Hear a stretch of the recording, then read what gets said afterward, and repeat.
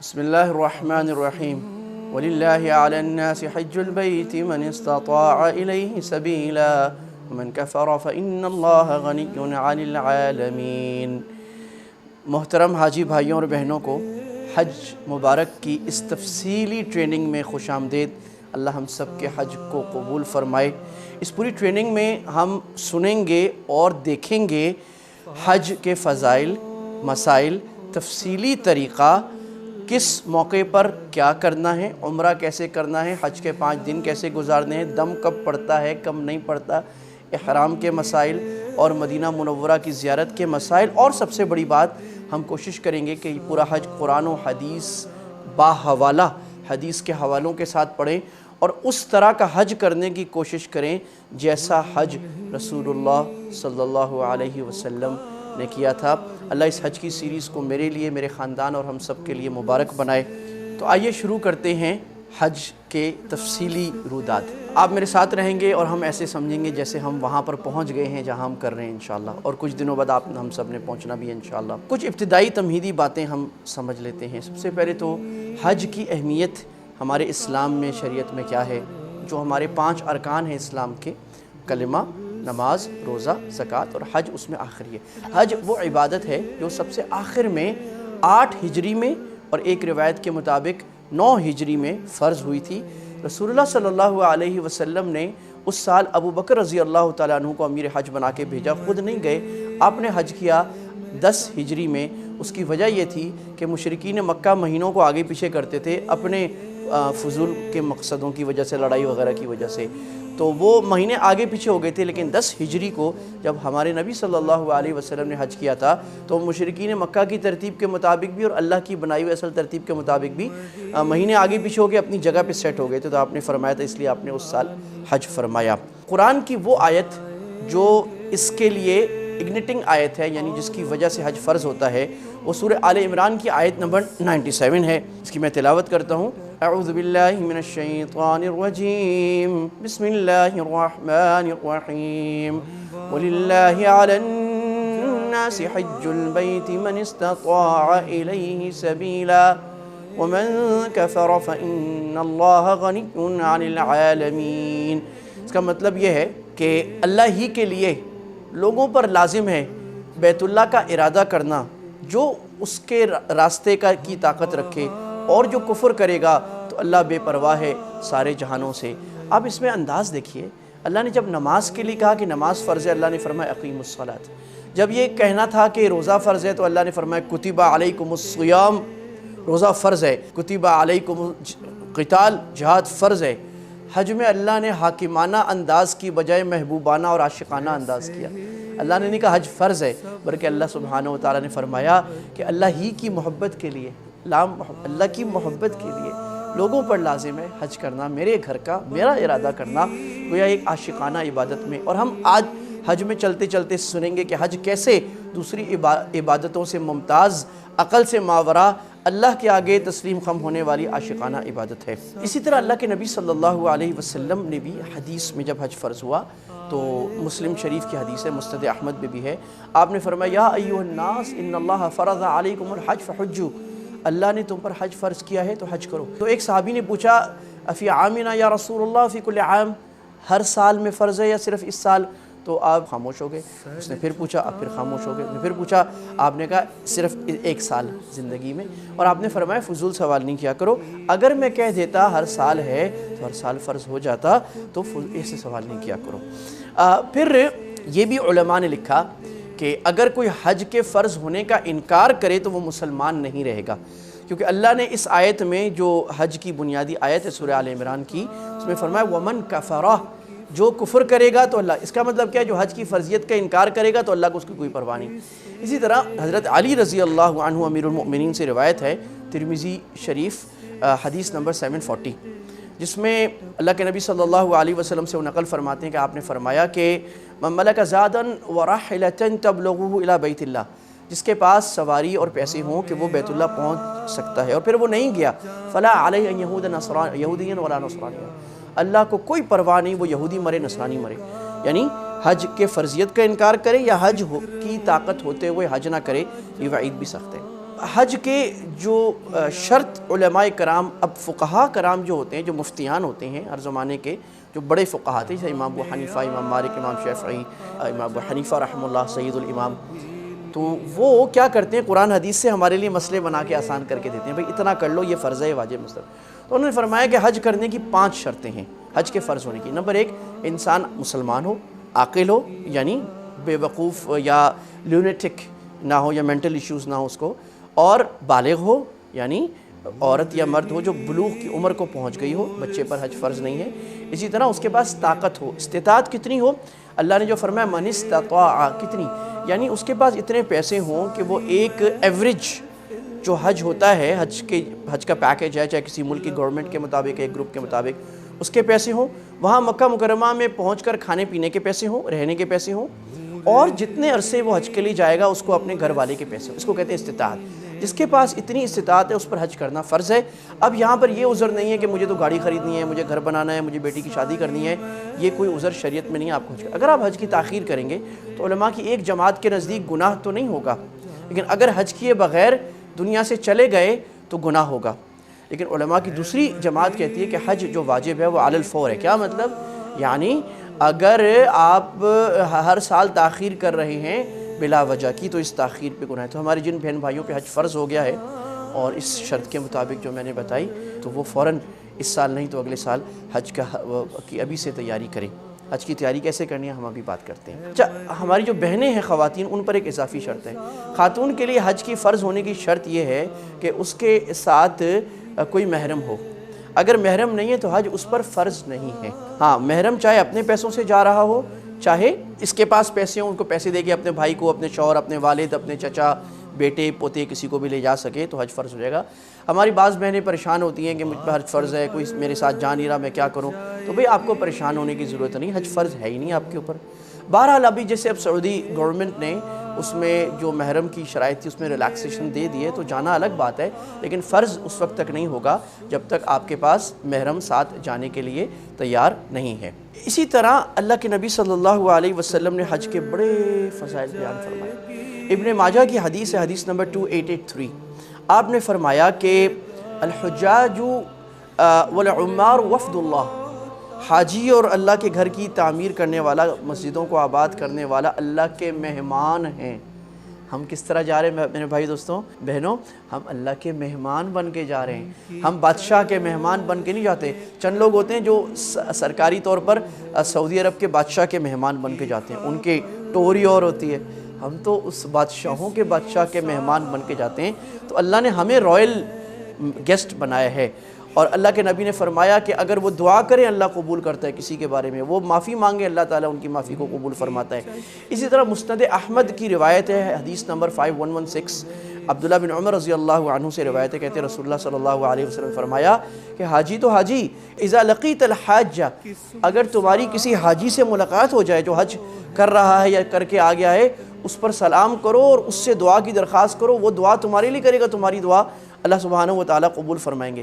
اسی طرح آپ نے فرمایا، مسلم بخاری کی روایت ہے، حدیث نمبر 1690، آپ نے فرمایا کہ من حج البیت، جو اللہ کے گھر کا حج کرے، فلم یرفث ولم یفسق، وہ بے حیائی نہ کرے، وہ گناہ کبیرہ، بڑے فاسق والے کام گناہ نہ کرے، وہ ایسے واپس آئے گا کہ یوم ولدتہ امہ، جیسے اس کی ماں نے اس کو آج پیدا کی، گناہوں سے بالکل پاک۔ ہاں، علماء نے یہاں یہ لکھا ہے گناہ صغیرہ معاف ہوتے ہیں، بڑی اہم بات ہے، پوائنٹ ٹو بی نوٹڈ۔ اگر کسی نے کسی کا پیسہ کھایا ہوا ہے وہ معاف نہیں ہوگا، کسی کی نمازیں اس کے ذمے قضا ہیں، روزے قضا ہیں، وہ معاف نہیں ہوں گے، اس کا آدھا معافی ہو جائے گی، باقی اصل معافی، صحیح معافی اس وقت ہوگی کسی کو ستایا ہے، کسی کو مارا ہے، کسی کا دل دکھایا ہے، کسی کے پیسے کھائے ہوئے ہیں، جب تک اس کو ادائیگی نہیں کریں گے یا وہ دل سے معاف نہیں کرے گا تو یہ معاف نہیں ہوگا۔ ہمارے بعض بھائی کہتے ہیں ہم ہر سال عمرے پہ جاتے ہیں، ہمارے سارے معاف ہو جاتے ہیں، آگے پھر رشوت لیتے ہیں، تو اس سے یہ طریقہ مناسب نہیں ہے، یہ حدیث کا مقصد نہیں ہے۔ اسی طرح حضرت ابو ہریرہ رضی اللہ عنہ سے روایت ہے، بخاری شریف ہی کی روایت، اسی بخاری شریف کی کتاب الحج فضائل کے حدیث نمبر 1650 ہے کہ آپ نے فرمایا کہ العمرۃ الی العمرۃ کفارۃ لما بینہما، عمرے کے بعد عمرہ کرنا درمیان میں جتنا وقت ہے اس کے سارے گناہ معاف فرما دیتے ہیں، اور فرمایا الحج لیس لہ جزاء الا الجنہ، حج المبرور، نیکی والے حج کی جزا جنت کے علاوہ کچھ نہیں ہے۔ نیکی والا حج کیا ہے؟ جس طریقے پہ ہم اب پورا حج پڑھیں گے، میرے ساتھ رہے گا، سنت کے مطابق گناہوں سے بچ کے کسی کو تکلیف دیے بغیر، یہ ہے نیکی والا حج۔ اور ایک آخری حدیث پڑھ کر میں حج کے فضائل کے بعد ہم آگے چلتے ہیں، اور بڑی پیاری حدیث ہے، سبحان اللہ، ترمذی شریف کی حدیث نمبر 738 ہے۔ میرے پیارے حبیب صلی اللہ علیہ وسلم سرکار مدینہ نے فرمایا، تابعوا بین الحج والعمر، حج اور عمرہ بار بار کرو، کہ یہ گناہوں کو ایسے جلا دیتے ہیں جیسے جو لوہار ہوتا ہے اس کی بھٹی کھوٹ کو جلا دیتی ہے۔ سونا کو آپ پیتل وغیرہ کے ساتھ ڈالیں تو کھوٹ جو سونے کے ساتھ گن لگا ہوتا ہے اس کو الگ سونے کو خالص کر دیتا ہے۔ تو ہمارے گناہ جل جاتے ہیں اور دل پاک صاف دودھ کی طرح سفید ہو کر حج کر دیتا ہے۔ بعض حضرات کہتے ہیں بار بار حج کرنے کی کیا ضرورت ہے، ہر سال کیوں کرتے ہو، پیسے ادھر دے دو۔ بھائی بار بار جو حج عمرہ کر رہے کرنے دو۔ اور یہ جو آپ کہتے ہیں نا کہ حج اور عمرے زیادہ نہ کرو اور پیسے غریبوں کو دو، اگر تو کوئی آدمی واقعی حج و عمرے سے پیسے بچا کے غریبوں کو دے رہے پھر تو کم کرے، کبھی کبھی کرے۔ لیکن اگر اکثر لوگ الحمدللہ، میں جو جانتا ہوں، میرے اتنے سال سے حج اللہ فرما رہے ہیں اللہ تعالیٰ کی توفیق سے، اور تقریباً 600-800 حاجیوں سے انٹریکشن ہوتا ہے، بیان ہوتا ہے، ان کے مسائل سنتا ہوں۔ جو لوگ حج پہ جاتے ہیں زیادہ، الحمدللہ میں نے دیکھا ہے وہ صدقہ زکوٰۃ زیادہ کرتے ہیں۔ حج میں جا کر ان کو اہمیت، سب سے بڑا ایمان کا پاور ہاؤس دنیا میں، خانقاہوں کی خانقاہ، درسگاہوں کی درسگاہ، دعوت کی دعوت، وہ اللہ کا گھر بیت اللہ ہے۔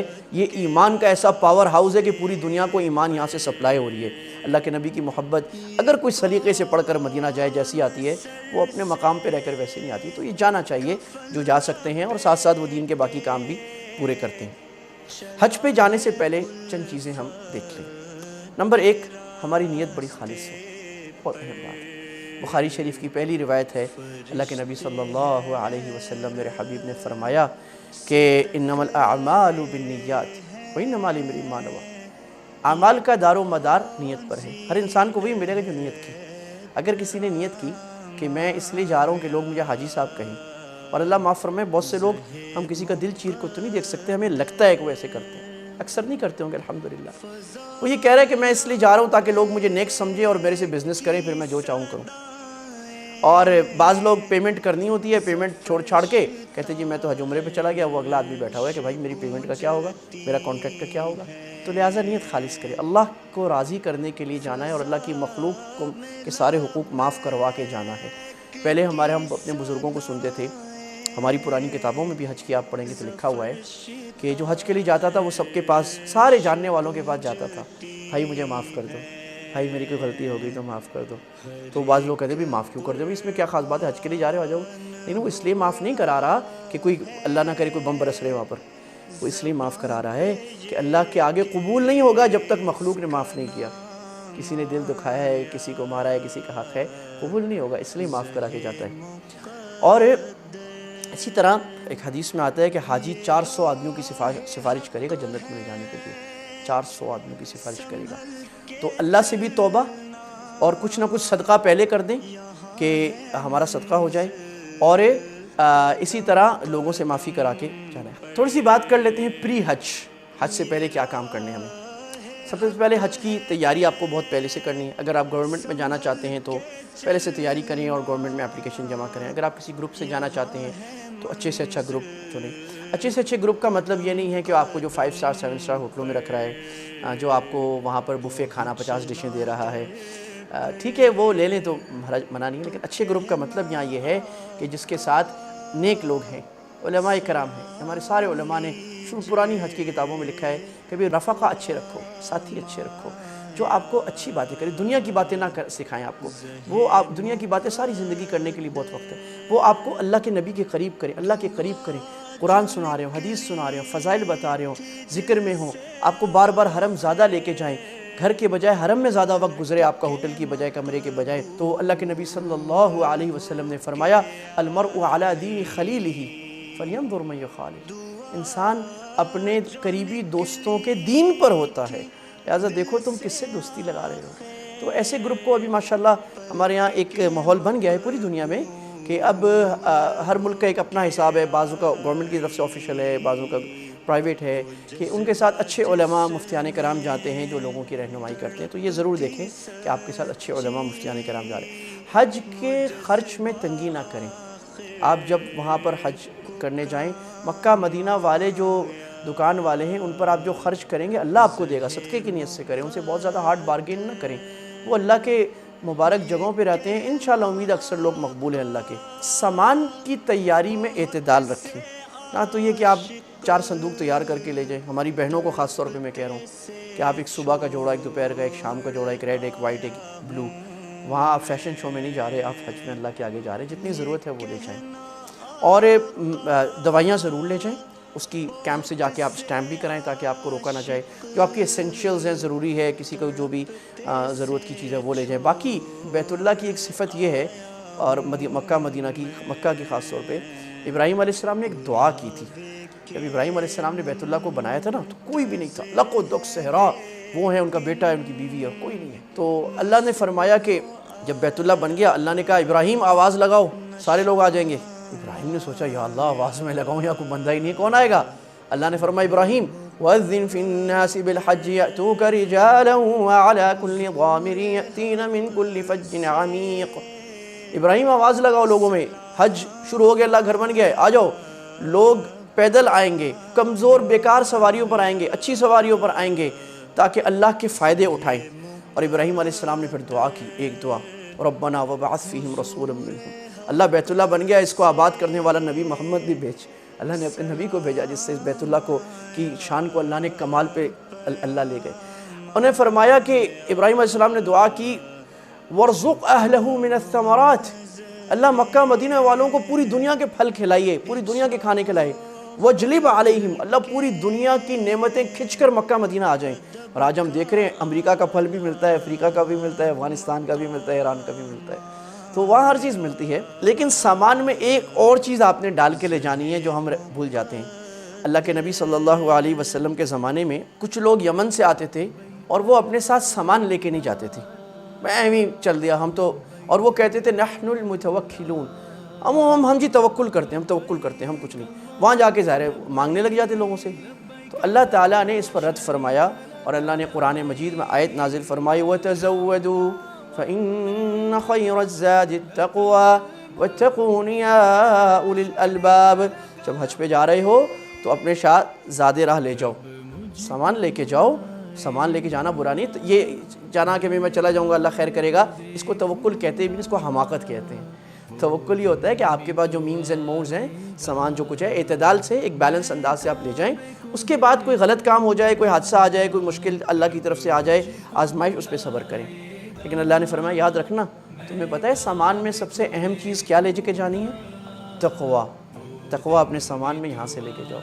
تو ہم بعض دفعہ سمجھتے ہیں وہاں جا کے نیک ہو جائیں گے، نہیں نہیں نہیں، صحابہ پہلے نیک ہو اس لیے حج آخر میں ہوا، یہیں سے نیکی لے کے جانی، یہیں سے علماء کی خدمت میں جانا، ابھی سے گناہ چھوڑنے شروع کرنا، ابھی سے ہماری بہنیں اماں عائشہ، اماں خدیجہ کی چادر ڈال کے پردہ شروع کر دیں، ہمارے بھائی نمازیں شروع کر دیں، گناہ چھوڑنا، حقوق معاف کرانا شروع کر دیں لوگوں کے۔ سامان پر کوشش کریں اپنا نام وغیرہ لکھیں، وہاں پر آئیڈینٹیکل بیگز ہوتے ہیں، مل جاتے ہیں۔ جوتا چپل علماء سے سمجھ لیں مردوں نے کیسے پہننی ہے، جس میں ایسی چپل آپ کو پہننی ہے جس میں سامنے کی ہڈی جو ہے وہ یہ والی ہڈی، حنفیوں کے نزدیک یہ ہڈی، اور اس سے اوپر کا یہ پورا ایریا، یہاں بھی سٹریپ ہو، صحیح نہیں، یہ پورا کھلا ہوا ہو، یہاں سے نیچے چاہے پورا بند ہو چاہے کینچی ہو، کوئی حج کی بات نہیں۔ جو حنفی نہیں ہے ان کے نزدیک یہ ہڈی کھلی ہونی چاہیے، نیچے تک کوئی بھی جوتا پہنا ہوا ہے تو اس میں کوئی ایشو ان کو نہیں ہوگا انشاءاللہ۔ گروپ کی ہدایات کو اور سعودی حکومت کی ہدایت کو آپ کو فالو کرنا ہے، کیونکہ انہوں نے آپ کی فیسلٹی کے لیے رولز بنائے ہیں۔ اگر آپ رولز فالو نہیں کریں گے آپ کو بھی تکلیف ہوگی، دوسروں کو بھی تکلیف ہوگی، ہمیں گناہ بھی ہو سکتا ہے۔ اور یہ ایک اچھے انسان کی عادت ہے، مسلمان کی تو اور زیادہ ہے، کہ جب وہ کسی کے تحت چلتا ہے تو بات مان کر چلتا ہے۔ اپنی چلانا، اپنی فیسلٹی اور اپنے راحت کو سوچنا یہ مسلمان کا اچھا طریقہ نہیں ہے۔ اور دو چیزیں یہاں پر چھوڑ کے جانی ہیں آپ نے۔ کون سی چیزیں چھوڑ کے جانی ہیں؟ ایک تو غصہ چھوڑ کے جانا ہے، دوسرا آرام چھوڑ کے جانا ہے۔ ان دو چیزوں کا آپ کو خیال کرنا ہے کہ یہاں پر چھوڑ کے جائیں۔ حج کی تیاری آپ کی یہاں پر ہماری پوری ہو گئی۔ بسم اللہ الرحمن الرحیم۔ حج کی روانگی، یہاں سے ہم نے ایک چیز یہ طے کرنی ہے کہ حج کی 3 قسموں میں سے آپ کون سا حج کر رہے ہیں۔ حج کی 3 قسمیں مشکات شریف کی اس حدیث میں آئی، میں حدیث پڑھ دیتا ہوں۔ ہماری فقیہہ عالمہ امہ عائشہ رضی اللہ تعالیٰ عنہا سے، رسول اللہ کی محبوب بیوی سے روایت ہے کہ آپ فرماتی ہیں کہ ہم جب رسول اللہ کے ساتھ حج کے لیے نکلے تو منا من احل بعمرۃ وحج، کسی نے عمرہ اور حج کا ارادہ کیا تھا، کسی نے صرف حج کا ارادہ کیا تھا، اور کسی نے عمرے کا اور حج کا الگ الگ ارادہ کیا تھا۔ پھر فرماتی 3 قسم کے لوگ ہو گئے۔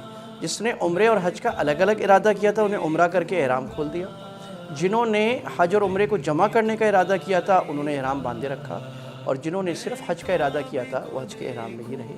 یہاں سے فقہائے کرام اور امت کے علماء نے فرمایا کہ حج کی 3 قسمیں ہیں۔ پہلی قسم جو سب سے زیادہ فریکوینٹ ہے، جو اوور ویلمنگ میجورٹی آف حاجی کرتے ہیں، اس کو ہم کہتے ہیں تمتع۔ تمتع کا معنی فائدہ اٹھانا۔ اب تمتع کا آسان طریقہ یہ ہے کہ آپ نے جانا ہے، آپ نے عمرہ کرنا ہے، اور عمرہ کر کے احرام کھول دینا ہے، عام کپڑوں میں آ جانا ہے، اور جب حج کے دن آئیں گے تو 8 تاریخ مینا کے دن میں آپ نے احرام باندھ کے حج کا دوبارہ احرام باندھنا ہے۔ تو گویا کہ عمرے کا احرام سیپریٹ اور حج کا احرام سیپریٹ، اس کو کہتے ہیں تمتع۔ دوسری قسم یہ ہے کہ آپ عمرہ بھی کرتے ہیں، حج بھی کرتے ہیں، لیکن ایک ہی احرام سے۔ تو آپ جا کے عمرہ کرتے ہیں اور عمرہ پورا کر کے طواف کر کے سعی کر کے بال نہیں کٹاتے اور احرام نہیں کھولتے، اسی عمرے احرام کو کنٹینیو کرتے ہیں، اسی کے ساتھ حج کرتے ہیں، حج کے پورے ارکان کر کے پھر آپ ایک مرتبہ بال کٹاتے ہیں اور احرام کھولتے ہیں۔ تو قران کا عربی میں مطلب ہے قرانہ، جمع کرنا، دونوں کو جمع کیا آپ نے، احرام ایک ہی ہے، حج عمرہ جمع کیا۔ اور تیسری قسم ہوتی ہے افراد، یہ کم لوگ کرتے ہیں، جو مکہ مدینہ میں رہتے ہیں یا کوئی عذر ہو وہ کرتے ہیں، اور اس کا مطلب ہے احرام باندھ کے گئے، یا احرام مکہ میں ہی باندھا، جدہ میں باندھا، یا باندھ کے گئے، عمرہ نہ کیا، وہ احرام حج کا ہی کیا، اس سے صرف حج کیا، تو اس کو کہتے ہیں افراد۔ افراد کا معنی الگ کرنا، تو صرف اس نے یعنی فرد ایک، یعنی ایک حج کر رہا ہے۔ افضل کون سا ہے؟ امام ابو حنیفہ رحمہ اللہ فرماتے ہیں قران افضل ہے، کیونکہ اس میں احرام لمبا چلتا ہے نا۔ امام احمد، امام شافعی اور اکثر ائمہ دیگر وہ فرماتے ہیں کہ تمتع افضل ہے، کیونکہ تمتع میں وہ آپ کھول دیتے ہیں، اور اللہ کے نبی صلی اللہ علیہ وسلم نے فرمایا تھا کہ اگر اگلے سال مجھے موقع ملا تو ما سقت الہدیہ، میں جانور لے کے نہیں جاؤں گا اور میں احرام کر کے کھول دوں گا، تمتع کروں گا۔ لیکن آپ نے کیا قران تھا، تو امام ابو حنیفہ فرماتے چونکہ کیا قران تھا اس لیے وہ افضل ہے۔ امام مالک فرماتے ہیں رحمہ اللہ افراد افضل ہے۔ افراد کا معنی یعنی صرف حج کا احرام ہو گیا، حج کے لیے جا رہے ہو صرف حج کرو۔ تو ہمارے ایک بڑے عالم جو مکہ مکرمہ میں درس دیتے ہیں بڑے عرصے سے، مولانا مکی حجازی صاحب، ان کا ابھی بھی آپ جائیں گے حلقہ لگتا ہے بڑا حج کے مسائل سیکھنے کا، باب فہد کے اوپر۔ وہ فرماتے تھے کہ بھائی کچھ بھی کرو، اصل تو دل لے کے جاؤ، جیسا دل لے کے جاؤ گے، تقوی والا قران کرو، افراد کرو، تمتع کرو۔ اب آپ کون سا حج کریں گے یا کرنا بہتر ہے؟ تو اگر تو آپ آخری تاریخوں میں مکہ میں داخل ہو رہے ہیں، چاہے مدینہ سے چاہے اپنے ملک سے، یعنی 5، 6، 7 ذی الحجہ کو، تو آپ قران آرام سے کر سکتے ہیں۔ آپ کو 2 دن زیادہ احرام باندھنا پڑے گا، ثواب بھی زیادہ ہے۔ اور اگر آپ پہلے داخل ہو رہے ہیں تو آپ کے لیے شاید مشکل ہو اتنا لمبا صبر کرنا، لہٰذا آپ تمتع کریں، یعنی عمرہ کر کے احرام کھول دیں اور پھر حج کا احرام الگ سے باندھیں۔ اور اگر کوئی بیمار ہے اور آخر میں جا رہا ہے، وہ بار بار حرم نہیں جا سکتا، بہت بوڑھا ہے، تو ان کو آپ افراد بھی کرا سکتے ہیں۔ اسی طرح جو مکہ میں رہتے ہیں یا حدود حرم میں رہتے ہیں، ان کے لیے بھی افراد کرنا ہی متعین ہے، وہی بہتر ہے۔ ایک اور چیز ہمیں یہ سمجھنی ہے کہ ہم اب احرام پر آ رہے ہیں، تو احرام ہمیں میقات سے پہلے باندھ لینا ہے۔ میقات کیا ہے؟ یہ آپ سامنے نقشہ دیکھ رہے ہیں، میں حدیث بھی پڑھ دیتا ہوں۔ بخاری شریف کی روایت ہے، حدیث نمبر 1526، اللہ کے نبی صلی اللہ علیہ وسلم نے فرمایا، ابن عباس رضی اللہ عنہ سے روایت ہے، آپ نے فرمایا وقت رسول اللہ صلی اللہ علیہ وسلم، رسول اللہ نے میقات یعنی لیمٹس احرام باندھنے کی بنائیں آپ نے، لأہل المدینہ ذی الحلیفہ، مدینہ والوں کے لیے ذو الحلیفہ، اور شام والوں کے لیے جحفہ، اور نجد والوں کے لیے قرن المنازل، اور یمن والوں کے لیے یلملم، فَهُنَّ لَهُنَّ وَلِمَنْ أَتَى عَلَيْهِنَّ مِنْ غَيْرِ أَهْلِهِنَّ لِمَنْ كَانَ يُرِيدُ الْحَجَّ وَالْعُمْرَةَ، یہ ان کے لیے ہیں جو دور سے آ رہے ہیں اور جو ان میقاتوں میں رہتے ہیں کہ وہ وہاں سے احرام باندھیں جو حج و عمرہ کا ارادہ کر رہے ہیں۔ تو میقات سے پہلے احرام باندھنا ضروری ہے۔ اگر آپ نے مکہ جانا ہے حج و عمرے کے لیے اور آپ میقات سے اندر داخل ہوئے بعد میں احرام باندھا، تو یہ آپ نے میقات کی خلاف ورزی کی اور اس سے دم آ جائے گا۔ تو یہ میقات آپ نقشے میں دیکھ سکتے ہیں، اس طرح ہے۔ اور یہ جو دوسری لمٹ آپ کو نقشے کے اندر نظر آ رہی ہے، یہ حدود حرم کی ہے۔ حدود حرم کی لمٹ کیا ہے؟ جس کو مکہ کہتے ہیں، تو مکہ اب اپنی حدود سے بڑھ گیا ہے۔ مکہ کی حدود کو ہم کہتے ہیں حدود حرم، اس حدود کے الگ سے احکامات ہیں۔ مثال کے طور پہ رسول اللہ صلی اللہ علیہ وسلم نے فرمایا لا یعضد شوکها، وہاں پر کوئی کانٹا نہ اکھاڑا جائے، وہاں کسی کو قتل نہ کیا جائے۔ ان مکہ آمن حرمہ اللہ تعالی وحرم ابراہیم، ابراہیم علیہ السلام نے اس کو حرام کیا، اللہ نے حرام مانا محترم ہے، کسی کو مارا نہیں جائے گا، کسی کو شکار نہیں کیا جائے گا۔ اسی طرح اگر کوئی میقات کے اندر، اس سرکل کے یلو کے اندر رہتا ہے اور یہاں سے وہ مکہ عمرے کے لیے جانا چاہتا ہے تو وہ یہیں احرام باندھ کے جا سکتا ہے۔ جو مکہ کے اندر رہتا ہے، حدود مکہ حرم کے اندر، وہ احرام باندھ کے عمرہ نہیں کر سکتا۔ اگر اندر رہنے والے کو، چاہے آپ جا کے کچھ دن کے لیے مکہ رہتے ہیں، جو مکہ میں رہتا ہے، اگر اس کو عمرہ کرنا ہے، اس کو اس حدود حرم سے باہر آنا پڑے گا۔ اسی طرح جو مسجد عائشہ نظر آ رہی ہے، یہ مسجد عائشہ جس کو ہم تنعیم کہتے ہیں، یہ حدود حرم سے باہر ہے۔ تو ضروری نہیں ہے آپ احرام باندھنے کے لیے عمرے کا مسجد عائشہ آئیں، آپ حدود حرم سے باہر جعرانہ نکل جائیں۔ دوسری طرف جعرانہ نظر آ رہا ہے، جہاں آپ نے طائف سے آتے ہوئے عمرے کا احرام باندھا، تو یہاں بھی آپ احرام باندھ سکتے ہیں۔ اب ہم آ جاتے ہیں احرام کیا ہوتا ہے، احرام کیسے باندھتے ہیں، مردوں عورتوں کا احرام کیسے ہوتا ہے اور اس کی تفصیلات کیسے ہیں۔ احرام باندھنے کا طریقہ، ہمارے مرد حضرات اکثر جنہوں نے نہیں عادت ہوتی، پہلے بزرگ تو لنگی پہنتے تھے تو وہ ان کو سمجھ نہیں آتی، لیکن یہ بڑا آسان طریقہ ہے اگر آپ سمجھیں۔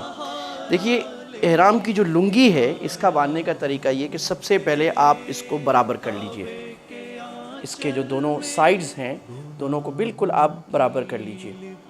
یہ اب میں نے اس کو برابر کر لیا، دونوں کو برابر کرنے کے بعد اس کو میں نے ایسے لے لیا یہاں سے، اور اس کو ذرا سا چپکا کر پیٹ کو سانس اندر کر کے اس کو پورا یعنی، اور اس کا پورا یہاں لے جائیے، اور یہاں سے اس کو یوں کر کے واپس ہم یہاں لے آئیں گے، اور یہاں لانے کے بعد اس کو رول کرنا شروع کر دیں، یہاں سے 1 2 اور 3، یہ رول کر لیا۔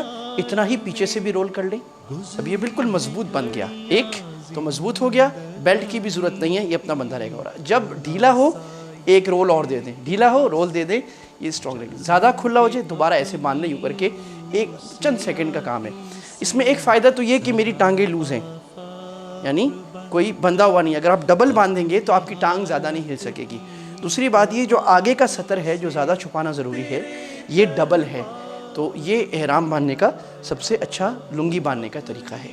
اوپر کی چادر باندھنے کا آسان، اس کو دونوں طرف سے، اس طرف سے آپ نے ذرا کم رکھنا ہے لیفٹ سے، اور رائٹ سے زیادہ لمبا رکھنا ہے، دیکھیں، اور یوں لے کے آرام سے۔ اگر آپ دونوں طرف سے برابر رکھیں گے تو وہ ڈھلکے گا نیچے۔ یہ احرام میں آ گئے۔ اچھا، اب ایک اور بات ہے، وہ بات تو آگے آ رہی ہے لیکن ہم ابھی سمجھ لیں۔ مردوں کو صرف عمرے یا حج کا، عمرے کا رکن طواف اور حج کا طواف کرتے ہوئے استباع کرنا ہے۔ استباع کا مطلب اپنا دایاں کندھا آپ کو کھول کے رکھنا ہے۔ کیسے؟ ایسے، یہ آپ نے ہٹانا ہے، یہاں سے نکالنا ہے اور اس کو اوپر لانا ہے، یہ ہے استباع۔ آپ استباع کریں گے اور یہ پورے طواف کے دوران، جو عمرہ یا حج کا طواف ہے اس کے دوران استباع کریں گے۔ اگر بیچ میں آپ کو طواف روکنا پڑ جائے، آپ تھک گئے ہیں یا ایون نماز کا وقت آ گیا ہے یا آپ کو باہر نکلنا پڑ گیا ہے، تو آپ استباع ختم کر کے دوبارہ پورا پہن لیں گے۔ یہ احرام کا طریقہ ہو گیا۔ احرام کی پابندیوں پر بات کرتے ہیں۔ احرام کی 8 پابندیاں ہیں۔ سب سے کچھ مردوں کے لیے ہیں، کچھ عورتوں کے لیے ہیں۔ مردوں کے لیے سلا ہوا کپڑا نہیں پہن سکتے۔ سلے ہوئے کا مطلب اسٹچ نہیں ہے، اسٹچ جائز ہے، سلائی جائز ہے۔ ٹیلرڈ جسم کی حالت پہ سلا ہوا نہیں پہن سکتے آپ۔ اگر آپ قمیض کو بھی ایسے کر کے ڈال لیں تو یہ جائز ہے، اس میں کوئی حرج کی بات نہیں ہے۔ زیادہ بہتر یہ کہ سفید کپڑا ہو۔ اللہ کے نبی صلی اللہ علیہ وسلم نے ہرے رنگ کا بھی پہنا ہے، کسی بھی رنگ کا کپڑا پہن سکتے ہیں، سفید زیادہ بہتر ہے۔ دوسری پابندی یہ ہے کہ سر اور چہرہ ڈھکا ہوا نہ ہو، اور خواتین کے لیے صرف چہرہ، جو یہاں سے لے کر یہاں تک، بالوں سے لے کر یہاں تک، اور کان کی لو سے کان، یہ ڈھکا ہوا نہ ہو، اور مردوں کے لیے دونوں ڈھکے ہوئے نہ ہوں۔ تیسری پابندی یہ ہے کہ آپ نے خوشبو نہیں لگانی، اور چوتھی پابندی یہ ہے کہ شکار نہیں کرنا۔ پانچویں پابندی یہ ہے کہ بال اور ناخن نہیں کاٹنے۔ چھٹی پابندی یہ ہے کہ مکہ حدود حرم کے اندر یا کسی بھی حالت میں آپ نے کوئی پودا نہیں اکھاڑنا۔ اور ایک پابندی احناف نے لگائی ہے تیل نہیں لگانا، کیونکہ تیل میں بھی کچھ نہ کچھ خوشبو کسی قسم کی ہوتی ہے۔ یہ تو احرام کی پابندیاں ہو گئیں۔ کچھ اور مسائل احرام کے آگے کرتے ہیں، لیکن احرام کس کو کہتے ہیں؟ اس چادر کو نہیں، احرام اس چادر کو نہیں کہتے، یہ احرام کی ایک ضرورت ہے۔ احرام کا مطلب عربی میں ہے اپنے اوپر بعض چیزوں کو حرام کر لینا، اپنے اوپر چند چیزوں کو آپ خود اپنے ارادے سے اللہ کے کہنے سے منع کر لیتے ہیں جو عام دنوں میں جائز ہے۔ ایسے ہی جیسے روزے میں ہم 3 چیزوں کو اپنے اوپر حرام کر لیتے ہیں جو عام دنوں میں حلال ہے، کھانا پینا اور بیوی کے قریب جانا۔ تو احرام کی پابندیوں میں بھی یہی ہم نے یہ چیزیں، اور ایک اور پابندی رہ گئی تھی، وہ یہ ہے کہ میاں بیوی کا صحبت کرنا یا شہوت کی باتیں کرنا بھی احرام میں منع ہے۔ لیکن جب تک آپ نے احرام کی نیت نہیں کی تو یہ چیزیں منع نہیں ہیں۔ نیت کا مطلب احرام میں آدمی داخل ہوتا ہے، احرام کی حالت میں، جیسے روزے کی حالت میں آدمی داخل ہوتا ہے دل کی نیت کرنے سے۔ تو میں نیت کرتا ہوں کہ میں دل کے اندر نیت کرتا ہوں، چاہے میں زبان سے نہ بھی بولوں، کہ میں احرام کی حالت میں داخل ہو رہا ہوں۔ بعض کتابوں میں دعا بھی لکھی ہے، اللہم انی ارید العمرۃ، اللہم انی ارید الحج والعمرۃ فیسرھا لی وتقبلھا منی۔ یہ دعا حدیث میں نہیں ہے، لہذا اس کو سنت سمجھ کے نہیں پڑھنا، یہ دعا پڑھنے کی ضرورت بھی نہیں ہے، کیونکہ دل کا ارادہ کیا میں احرام میں آ رہا ہوں بس۔ جب تک آپ نے چادر پہن لی اور ابھی آپ نے نیت احرام کی نہیں کی، آپ احرام میں نہیں ہیں۔ چنانچہ ابھی آپ بال کاٹ سکتے ہیں، میاں بیوی والے تعلقات کر سکتے ہیں، تیل لگا سکتے ہیں، بلکہ سنت یہ ہے کہ احرام کی نیت سے پہلے آپ اچھی طرح خوشبو لگا لیں۔ اور ایک اور بڑی کمال کی سنت یہ ہے، حضرت عائشہ رضی اللہ تعالیٰ عنہ فرماتی ہیں کہ رسول اللہ صلی اللہ علیہ وسلم نے جب احرام باندھا تو ان کو میں نے یہاں کندھے پر خوشبو لگائی۔ تو بھئی اگر میاں بیوی ساتھ جا رہے ہیں تو بیوی آپ کو رخصت کر رہی ہے تو اس سے آپ کندھے پر خوشبو لگوا سکتے ہیں، یہ بھی سنت ہے۔ اسی طرح بال وغیرہ کاٹنا، باقی چیزیں، ٹوپی پہننا، یہ آپ نے جب تک نیت نہیں کی آپ کر سکتے ہیں۔ بعض لوگ اس میں بہت زیادہ تکلف کرتے ہیں کہ وہ کیا کرتے ہیں کہ ابھی احرام کی نیت نہیں کی ہوتی تو چادر کو یوں کر کے سر پہ ڈال لیتے ہیں۔ تو اس خواہ کے تکلف کی ضرورت نہیں، کیونکہ سر کھولنا کوئی گناہ نہیں ہے، یا نماز پڑھتے ہوئے بھی جیسے آپ نے پڑھنا ہے عام پڑھ لیں۔ اللہ کے نبی صلی اللہ علیہ وسلم نے بہت مرتبہ بغیر ٹوپی پہنے بھی نماز پڑھی، اگرچہ اکثر آپ ٹوپی یا پگڑی پہن کر پڑھتے تھے، تو چونکہ آپ اس حالت میں آ گئے ہیں لہٰذا اب خواہ ٹوپی نہ پہنے۔ اسی طرح بعض حضرات جب آپ اس حالت میں آئیں تو آپ کو پھر کوئی ایسا کام نہیں کرنا چاہیے جو احرام کا منع ہو۔ مثلا لوگوں کے سامنے خوشبو نہ لگائیں، لوگوں کے سامنے، چاہے آپ حلال بھی ہو گئے، آپ نے حلق کرا لیا ہے، آپ کوئی ایسا کام نہ کریں جس سے یہ اندازہ ہو کہ آپ احرام میں نہیں، کیونکہ لوگ سمجھیں گے احرام میں ہی کام کر رہے ہیں۔ بعض حضرات احرام میں حلق کرا لیتے ہیں، سر پہ ٹوپی پہن لیتے ہیں، یہ اس حیت کے خلاف ہے، اس وقت میں آپ کو ایسا کام نہیں کرنا چاہیے۔ ان پابندیوں کا خیال کریں۔ چند ضروری مسائل، بعض لوگ کہتے ہیں ہم بیلٹ پہن سکتے ہیں، بیلٹ بالکل پہن سکتے ہیں اگرچہ اس میں سٹچنگ ہو، کیونکہ سٹچنگ منع نہیں ہے۔ البتہ بیلٹ اس طرح نہ پہنیں کہ اگر بیلٹ کھولیں تو احرام نیچے گر جائے۔ بیلٹ آپ سامان رکھنے کے لیے پہنیں یا اس کو سپورٹ کرنے کے لیے پہنیں، سپورٹ اس کے اوپر نہیں ہوتی۔ بٹن لگا سکتے ہیں، بٹن آپ احرام پہ لگا سکتے ہیں، کوئی حرج کی بات نہیں ہے۔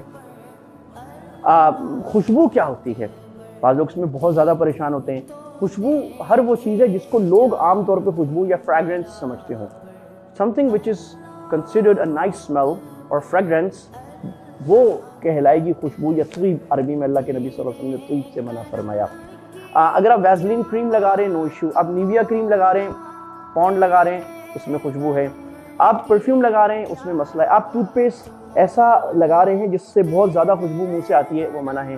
آپ نارمل خوشبو لگا رہے ہیں جس میں اسمیل تو ہے لیکن کوئی بہت زیادہ فریگرنس نہیں ہے، نارمل پلین سینسوڈائن، یا آپ بغیر خوشبو والے ٹوتھ پیسٹ بھی آتے ہیں، وہ آپ لگا رہے ہیں، کوئی حرج کی بات نہیں۔ صابن اگر بغیر خوشبو والا لگا رہے ہیں جس میں ہلکی سی اسمیل ہے، کوئی خاص خوشبو نہیں ہے، تو منع نہیں۔ یہ ایک بڑا کثرت سے ہوتا ہے کہ لوگ صابن دھل کے لگا لیتے ہیں یا ہینڈ واش لگا لیتے ہیں، پھر پریشان ہوتے ہیں۔ اس میں علماء کرام کی 2 رائے ہیں۔ ایک رائے علماء کی یہ ہے کہ اس میں چھوٹا دم آئے گا، چھوٹے دم کی تفصیل آگے آ جائے گی۔ چھوٹے دم کا مطلب یہ ہے کہ آپ کو تقریباً 4.5 کلو گندم کے بقدر صدقہ کرنا ہے، جو 15-20 ریال بنتے ہیں۔ آپ نے 15-20 ریال دے دیے تو اس میں کوئی حرج کی بات نہیں، آپ کا صدقہ پورا ہو جائے گا۔ دوسرے بعض علماء کے رائے اس سے کچھ نہیں ہوتا، کیونکہ آپ کی نیت ہاتھ صاف کرنے کی ہوتی ہے اور بہت زیادہ تیز خوشبو نہیں آتی، خوشبو مقصد نہیں ہوتا۔ یہ دونوں رائے ہمارے سامنے، ہمارے لیے ان میں گنجائش ہے۔ اسی طرح احرام میں یہ پابندی کہ اگر بال گر جائے تو کیا ہے، تو چند بال گرنے سے کچھ نہیں ہوتا، آپ نے خود بال کاٹنے نہیں ہیں۔ بعض لوگ بڑے پریشان ہوتے ہیں، بعض لوگ ہم شروع میں جاتے تھے وہ چہرے پہ ہاتھ نہیں لگاتے، پتہ نہیں کیا ہو جائے گا، داڑھی پہ ہاتھ نہیں لگاتے، اس میں کوئی حرج کی بات نہیں ہے، چہرے سر پہ ہاتھ لگائیں۔ اسی طرح بعض مرد خواتین پوچھتے ہیں کہ ہم تکیے پر ہمارا منہ لگ جائے، تو منہ کو ڈھانکنا منع ہے، تکیے کے ساتھ لگانا منع نہیں ہے، اگر سوتے میں آپ کا لگ گیا تو اس میں کوئی حرج کی بات نہیں ہے۔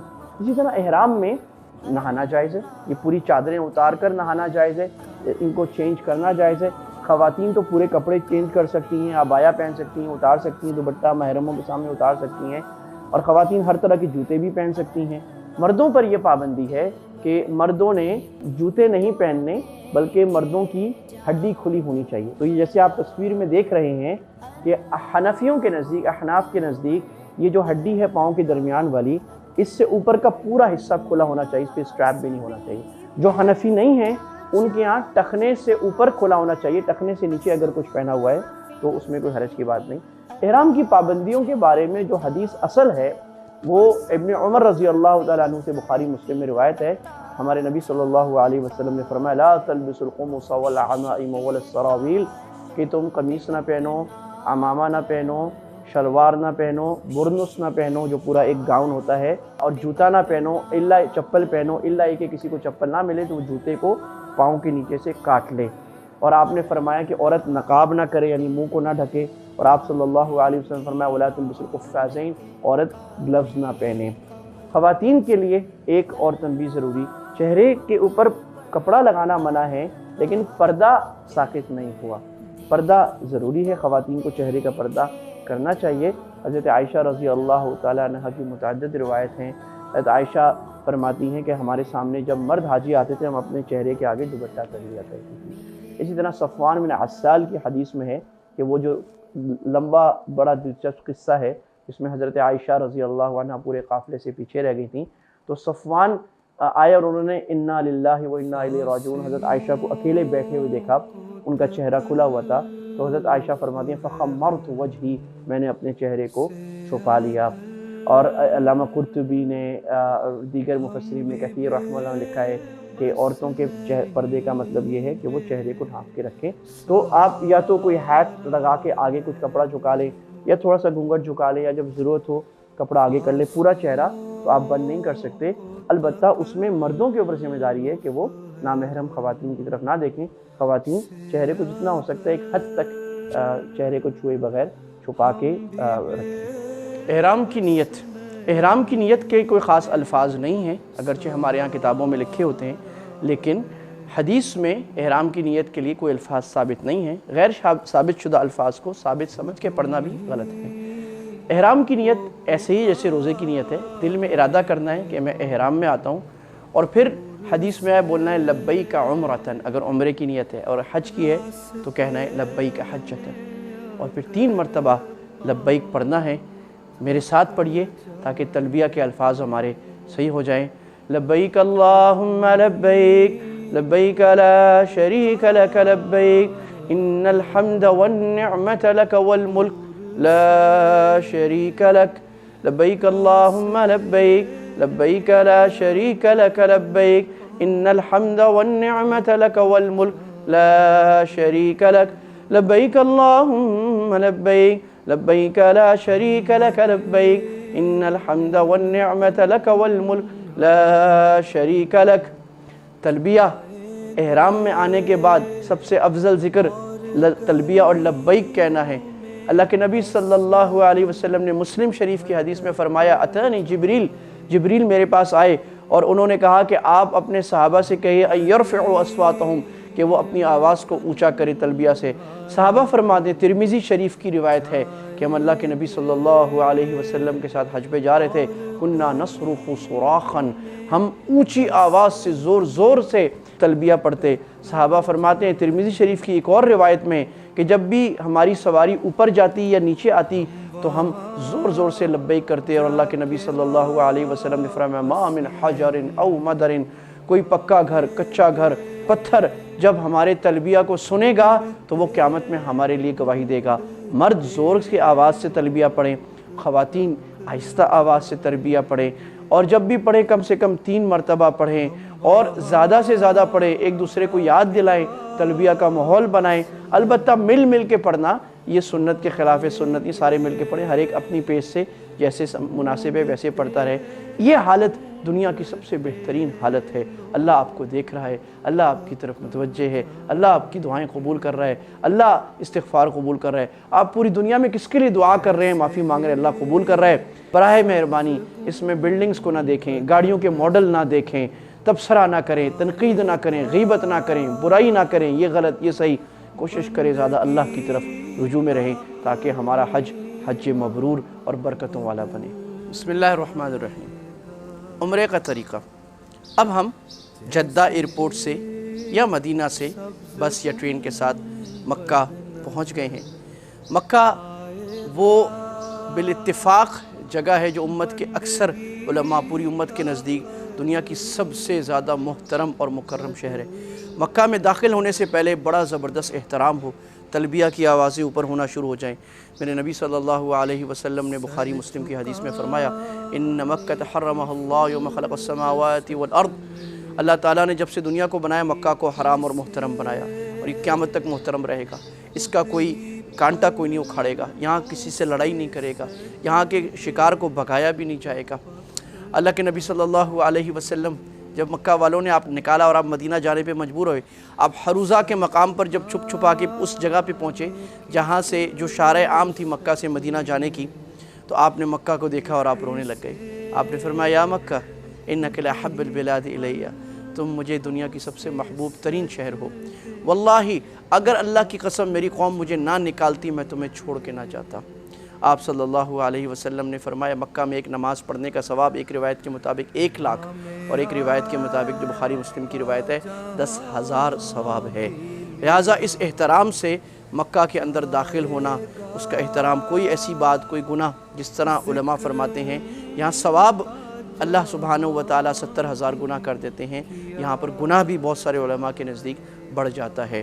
پہلے جب مکہ میں داخل ہوں تو آپ اپنے بہتر ہے ہوٹل میں جا کر فریش ہو جائیں، کپڑے چینج کر لیں، احرام کی چادریں اگر چینج کرنے کی ضرورت ہے چینج کر لیں، اگر غسل کی ضرورت ہے غسل کر لیں، اگر بہت تھکے ہوئے ہیں تو آپ پہلے آرام کر لیں۔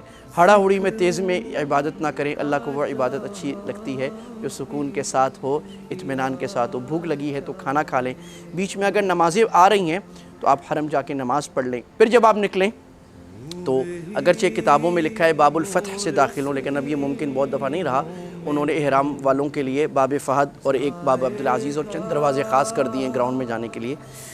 تو آپ کو احرام میں وہاں سے جانا ہے گراؤنڈ فلور میں، اور اندر دعا مستون پڑھ کر مسجد کی جو دعا ہے اللہم افتح لی ابواب رحمتک، دائیں پاؤں مسجد میں رکھ کے اندر جانا ہے اور مسجد میں داخل ہونا ہے۔ اگر فیملی ہے تو کوشش کریں فیملی کے ساتھ جائیں، گروپ ہے تو چند لوگ ساتھ ہوں، کوشش کریں بہت بڑا گروپ 40-50 کا ساتھ نہ ہو، آپ اندر ایک دوسرے کو ڈھونڈتے ہی رہ جائیں گے، پریشان رہیں گے، طواف میں بھی ڈسٹربنس ہوگی، چھوٹے گروپ بنا کر لے جائیں۔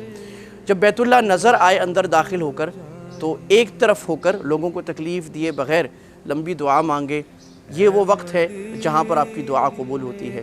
اس مسجد حرام میں دعا قبول ہونے کے بے شمار مواقع ہیں۔ مسجد حرام میں آپ نے اس طرح داخل ہونا ہے جیسے کسی اور مسجد میں داخل ہوتے ہیں تو دایاں پیر آگے رکھ کے آگے آپ نے آنے اللہم افتح لی ابواب رحمتک۔ اللہ کے نبی صلی اللہ علیہ وسلم نے فرمایا دنیا میں 3 مسجدیں ایسی ہیں جس کی خاص عبادت کی نیت کر کے آپ جا سکتے ہیں، مسجد حرام، مسجد نبوی اور مسجد اقصی، یہ وہ مبارک مسجد ہے۔ جب آپ بیت اللہ کو دیکھیں تو یہ دعا کریں اللہم زد ھذا البیت تعظیما وتشریفا وبرا ومحابا، اللہ تعالیٰ جی اس گھر کی عزت، اس کی عظمت، اس کے روب کو اور بڑھا دیجئے۔ اور یہ مستون ہے جب پہلی دفعہ کعبے پہ نظر پڑے تو لمبی دعا کریں، ایک طرف کھڑے ہوں، لوگوں کو تکلیف نہ دیں، اور جو آپ کو شرطے وہاں کے پولیس جو انسٹرکشنز دے رہے ہیں ان کو مانیں، یہ ہمارے لیے بنایا گیا ہے۔ کعبے پر جب پہلی نظر پڑے تو ایک طرف ہو کر لمبی دعا مانگنا سنت ہے، اور یہ دعا کی قبولیت کا وقت ہے۔ بیت اللہ میں کتنے مواقع ایسے ہیں جہاں دعا قبول ہوتی ہے۔ بیت اللہ میں داخل ہوتے وقت حرم میں دعا قبول ہوتی ہے، پہلی نظر پہ دعا قبول ہوتی ہے، طواف کے دوران دعا قبول ہوتی ہے، رکن یمانی پر دعا قبول ہوتی ہے، حتیم کے اندر دعا قبول ہوتی ہے، میزاب رحمت کے اندر دعا قبول ہوتی ہے، حجر اسود کے قریب دعا قبول ہوتی ہے، بوسہ لیتے وقت قبول ہوتی ہے، ملتزم کے سینہ لگا کر یا اس کے قریب آتے ہوئے دعا قبول ہوتی ہے، زمزم پینے سے پہلے دعا قبول ہوتی ہے، زمزم پینے کے بعد دعا قبول ہوتی ہے، سعی کے وقت دوران دعا قبول ہوتی ہے، سعی کے ہر چکر میں دعا قبول ہوتی ہے، منی میں دعا قبول ہوتی ہے، مزدلفہ میں، عرفہ میں دعا قبول ہوتی ہے۔ یہ دعاؤں کے لوٹ لینے کا وقت ہے۔ ایک بات کا خیال کریں، اب جب حرم میں داخل ہو رہے ہیں، اس وقت یہاں لاکھوں حاجی آیا ہوا ہے، اور انتظام والے جو شرطے ہیں وہ انتظام سنبھال رہے ہیں، اور وہ یہ کوشش کر رہے ہیں کہ کوئی کسی غلط جگہ پہ نہ رکے، کیونکہ رکنے سے ہجوم پڑتا ہے، ڈسپلن خراب ہوتا ہے۔ برائے مہربانی آپ ڈسپلن مانیں، اس میں اللہ بھی راضی ہے، اللہ کا رسول بھی راضی ہے۔ اللہ سبحانہ وتعالی نے فرمایا یا ایھا الذین آمنوا اطیعوا اللہ واطیعوا الرسول واولی الامر منکم، اے ایمان والو اللہ کی اطاعت کرو، اللہ کے رسول کی اور اپنے امر والوں کے، جو آپ کے اوپر حاکم ہیں یا آپ کا امیر ہے یا جو آپ کے نظم کا، آپ کے ڈسپلن کا بڑا ہے، who's your direct رسپونڈنٹ، ان سے آپ ضرور بات کریں۔ تو یہ کوشش کریں کہ آپ کنسنٹریٹ حاجی بنیں، پڑھے لکھے حاجی بنیں، جذباتی حاجی خامخواہ کے نہ بنیں۔ اس کے بعد آپ جائیں، اور سنت یہ ہے کہ دوسری مسجد میں داخل ہونے میں سنت یہ 2 تحیۃ المسجد پڑھے جائیں۔ تو بیت اللہ کا تحیہ یہ ہے کہ بیٹھے بغیر پہلے طواف شروع کیا جائے۔ عام کسی مسجد میں داخل ہو تو سنت اس مسجد کا تحیہ، اس مسجد کا احترام یہ ہے کہ وہاں 2 رکعت پڑھیں۔ بیت اللہ کا تحیہ یہ کہ سیدھا طواف شروع کریں، لہٰذا اگر نماز کا وقت نہ ہو، کوئی اور مجبوری نہ ہو تو سیدھا طواف شروع کریں۔ اور مرد یہ خیال کریں کہ طواف سے پہلے آپ نے استباع کرنا ہے، چادر کو جیسے دکھایا گیا تھا آپ نے دائیں کندھے سے نیچے ڈال لینا ہے، اور پہلے 3 چکروں میں آپ کو رمل کرنا ہے، بھاگ کر ایسے ایسے چلنا ہے، سینہ نکال کے، کندھا نکال کے پہلوان کی طرف۔ اس کا بھی بڑا خوبصورت پس منظر ہے، جب 6 ہجری میں صلح حدیبیہ میں مسلمانوں کو مکہ میں داخل ہونے سے روک دیا گیا، تو یہ طے ہوا کہ اگلے سال مسلمان آئیں گے اور عمرہ کر کے جائیں گے، اس کو عمرۃ القضاء کہتے ہیں۔ تو رسول اللہ صلی اللہ علیہ وسلم صحابہ کے ساتھ مدینہ کے 7ویں سال 7 ہجری میں عمرہ کرنے آئے، اور مشرکین مکہ قریش نے مشہور کر دیا کہ مسلمانوں کو مدینہ کے بخار نے کمزور کر دیا ہے۔ تو اللہ کے نبی نے فرمایا کہ ان کو پہلوان کی طرح چل کے دکھا، اور بعض صحابہ نے شعر بھی پڑھے کہ آج بھی ہم تمہاری کھوپڑی اڑا سکتے ہیں اگر مسلمانوں سے لڑو گے۔ یہ اس کا پس منظر ہے۔ تو اس سنت سے آج قیامت تک یہ سنت ہو گئی کہ ہم یوں کر کے چلیں گے۔ طواف کے جو فضائل ہیں وہ بہت زیادہ ہیں۔ ابن ماجہ کی روایت ہے، اللہ کے نبی صلی اللہ علیہ وسلم نے فرمایا جس نے طواف کیا اور اس میں کوئی بات نہ کی، ذکر کیا لا الہ الا اللہ وحدہ لا شریک لہ لہ الملک والحمد علی کل شیء قدیر کہا، اللہ اس کے 10 درجات بلند کرتے ہیں، اللہ اس کی 10 گناہ معاف فرماتے ہیں، اور اللہ تعالیٰ اس کو 10 نیکیاں عطا فرماتے ہیں۔ اور آپ نے فرمایا جس نے باتیں کی دنیا کی تو وہ ایسا ہے جس نے پانی میں پاؤں مار کر خراب کر دیا۔ اسی طرح روایت یہ ہے کہ ابن عباس رضی اللہ عنہ کی روایت ہے کہ اللہ کے نبی صلی اللہ علیہ وسلم طواف میں جب رکن یمانی کے قریب پہنچے تھے تو آپ اللہم انی اسألک العفو والعافیہ ربنا آتنا فی الدنیا حسنہ وفی الآخرۃ حسنہ وقنا عذاب النار فرماتے تھے۔ ایک اور روایت نسائی کی ہے کہ اللہ کے نبی صلی اللہ علیہ وسلم صرف حجر اسود کو چوما ہے، رکن یمانی کو ہاتھ لگائے، اس کے علاوہ آپ نے بیت اللہ میں کسی جگہ ہاتھ نہیں لگائے۔ تو بیت اللہ سے کسی اور جگہ ہاتھ لگانا، یہ چمٹنا، یہ سنت سے ثابت نہیں ہے، جیسے بعض بھائی بہنیں ناواقفیت میں جا کر کسی اور جگہ سے لپٹ جاتے ہیں، محبت میں کوئی کر لے اور بات ہے، لیکن یہ سنت یا ثواب نہیں ہے۔ 7 چکر طواف کے آپ نے دائیں طرف سے کرنے ہیں، اور اس میں پہلے جب طواف شروع کرنا ہے تو آپ نے 3 کام کرنے ہیں۔ آپ نے استقبال کرنا ہے، اگر یہ حجر اسود ہے تو حجر اسود کی طرف کرنا ہے، اور پھر آپ نے ہاتھ اٹھانے ہیں، اور پھر آپ نے بسم اللہ اللہ اکبر اور تقبیل کرنی ہے، یوں کر کے جیسے آپ سامنے کسی چیز پہ ہاتھ رکھ رہے ہیں، یوں کر کے، اور پھر یوں کرنا ہے۔ تو صحابہ فرماتے ہیں کہ اللہ کے نبی صلی اللہ علیہ وسلم نے بعض مرتبہ حجر اسود کو چھوا، بعض مرتبہ جو روایت نسائی کی ابن ماجہ میں بھی ہے کہ اللہ کے نبی صلی اللہ علیہ وسلم نے استلم بمحجنہ، آپ کے ہاتھ میں لاٹھی تھی، آپ نے لاٹھی پتھر پہ لگائی اور آپ نے چوما، اور آپ نے فرمایا کہ یہ حجر اسود جنت کا پتھر ہے، قیامت تک جو اس کو چومے گا وہ قیامت میں گواہی دے گا کہ اس نے مجھے چوما ہے۔ چومنا، اشارہ کرنا دونوں برابر ہیں۔ اب آ جاتے ہیں طواف پر۔ مردوں نے یہ 2 کام کر لیا، استباع کر لیا، اور رمل 3 چکر میں آپ نے کرا، 1 چکر آپ نے پورا کیا، اور اس میں کوئی خاص دعا مسنون نہیں ہے، بعض کتابوں میں دعائیں لکھی ہیں، سہولت کے لیے پڑھ لیں، سنت نہ سمجھے۔ سنت صرف بسم اللہ اللہ اکبر وللہ الحمد یوں کیا، اللہم ایمانا بک ووفاء بعہدک واتباعا لسنت نبیک، یہ حجر اسود سے آگے جب کراس کرتے ہیں تو یہ دعا ہے۔ کوشش کریں زیادہ دیر نہ کھڑے ہوں، اگر آپ حجر اسود پہ زیادہ دیر کھڑے ہوتے ہیں تو رش بڑھتا ہے اور لوگوں کو تکلیف ہوتی ہے، لہٰذا بہت مختصر ایک بسم اللہ اللہ اکبر یوں کریں اور نکلیں۔ اس کے بعد 7 چکر میں ہر چکر میں جب آپ حجر اسود پہ پہنچیں تو اپروکس لوکیشن میں، کوئی ایگزیکٹ جگہ طے نہیں، لوگ دیکھ رہے ہوتے ہیں نیچے، پہلے لائن ہوتی تھی، بچہ لائن ختم کر دی، تو آپ بسم اللہ اللہ اکبر یوں کر دیں، اور یا آپ یوں چلتے ہوئے بسم اللہ اللہ اکبر اور آگے چلیں۔ کوشش کریں زیادہ رکنے کی کوشش نہ کریں، سیدھا چلتے جائیں۔ جو ذکر، تلاوت، دعا آپ کر سکتے ہیں، کوئی دین کا مسئلہ کوئی پوچھ سکتے ہیں، دنیا کی باتیں طواف میں آپ نے نہیں کرنی۔ اگر آپ بسم اللہ اللہ اکبر حجر اسود پہ کہنا بھول گئے تو پیچھے آنے کی ضرورت نہیں ہے۔ اس کی وجہ یہ ہے کہ طواف میں جو چیز فرض ہے وہ یہ ہے کہ 7 چکر پورے کرنا، فرض ہیں 4 چکر اور واجب ہے 3 چکر، یہ پورے کرنا، یہ طواف کا فرض ہے۔ تو یہ اور نیت ہے، یہ پوری ہو گئی تو باقی چیزیں، رمل کرنا بھول گئے تو اب چوتھے 5ویں چکر میں آپ کو رمل نہیں کرنا، اگر بھول گئے تو بھول کے، اگر رمل کا موقع نہیں ہے، رش ہے تو آپ تھوڑا سا ایسے ہو جائیں، لیکن آپ کو رمل دوبارہ، استباء بھول گئے تو دوبارہ سے طواف دہرانے کی ضرورت نہیں ہے۔ 7 چکر آپ نے نیت کے ساتھ کر لیے، عمرے کا طواف ہو گیا۔ اس کے بعد کچھ 2 ایسے ہیں جو ذیلی کام ہیں عمرے کے طواف کے یا حج کے طواف کے۔ میں حج کا طواف الگ سے بیان نہیں کروں گا، اسی میں بات کر رہا ہوں، طواف ہم اسی سے سمجھ لیں۔ طواف ختم کرنے کے بعد 2 عمل سنت ہیں، 1 عمل واجب ہے۔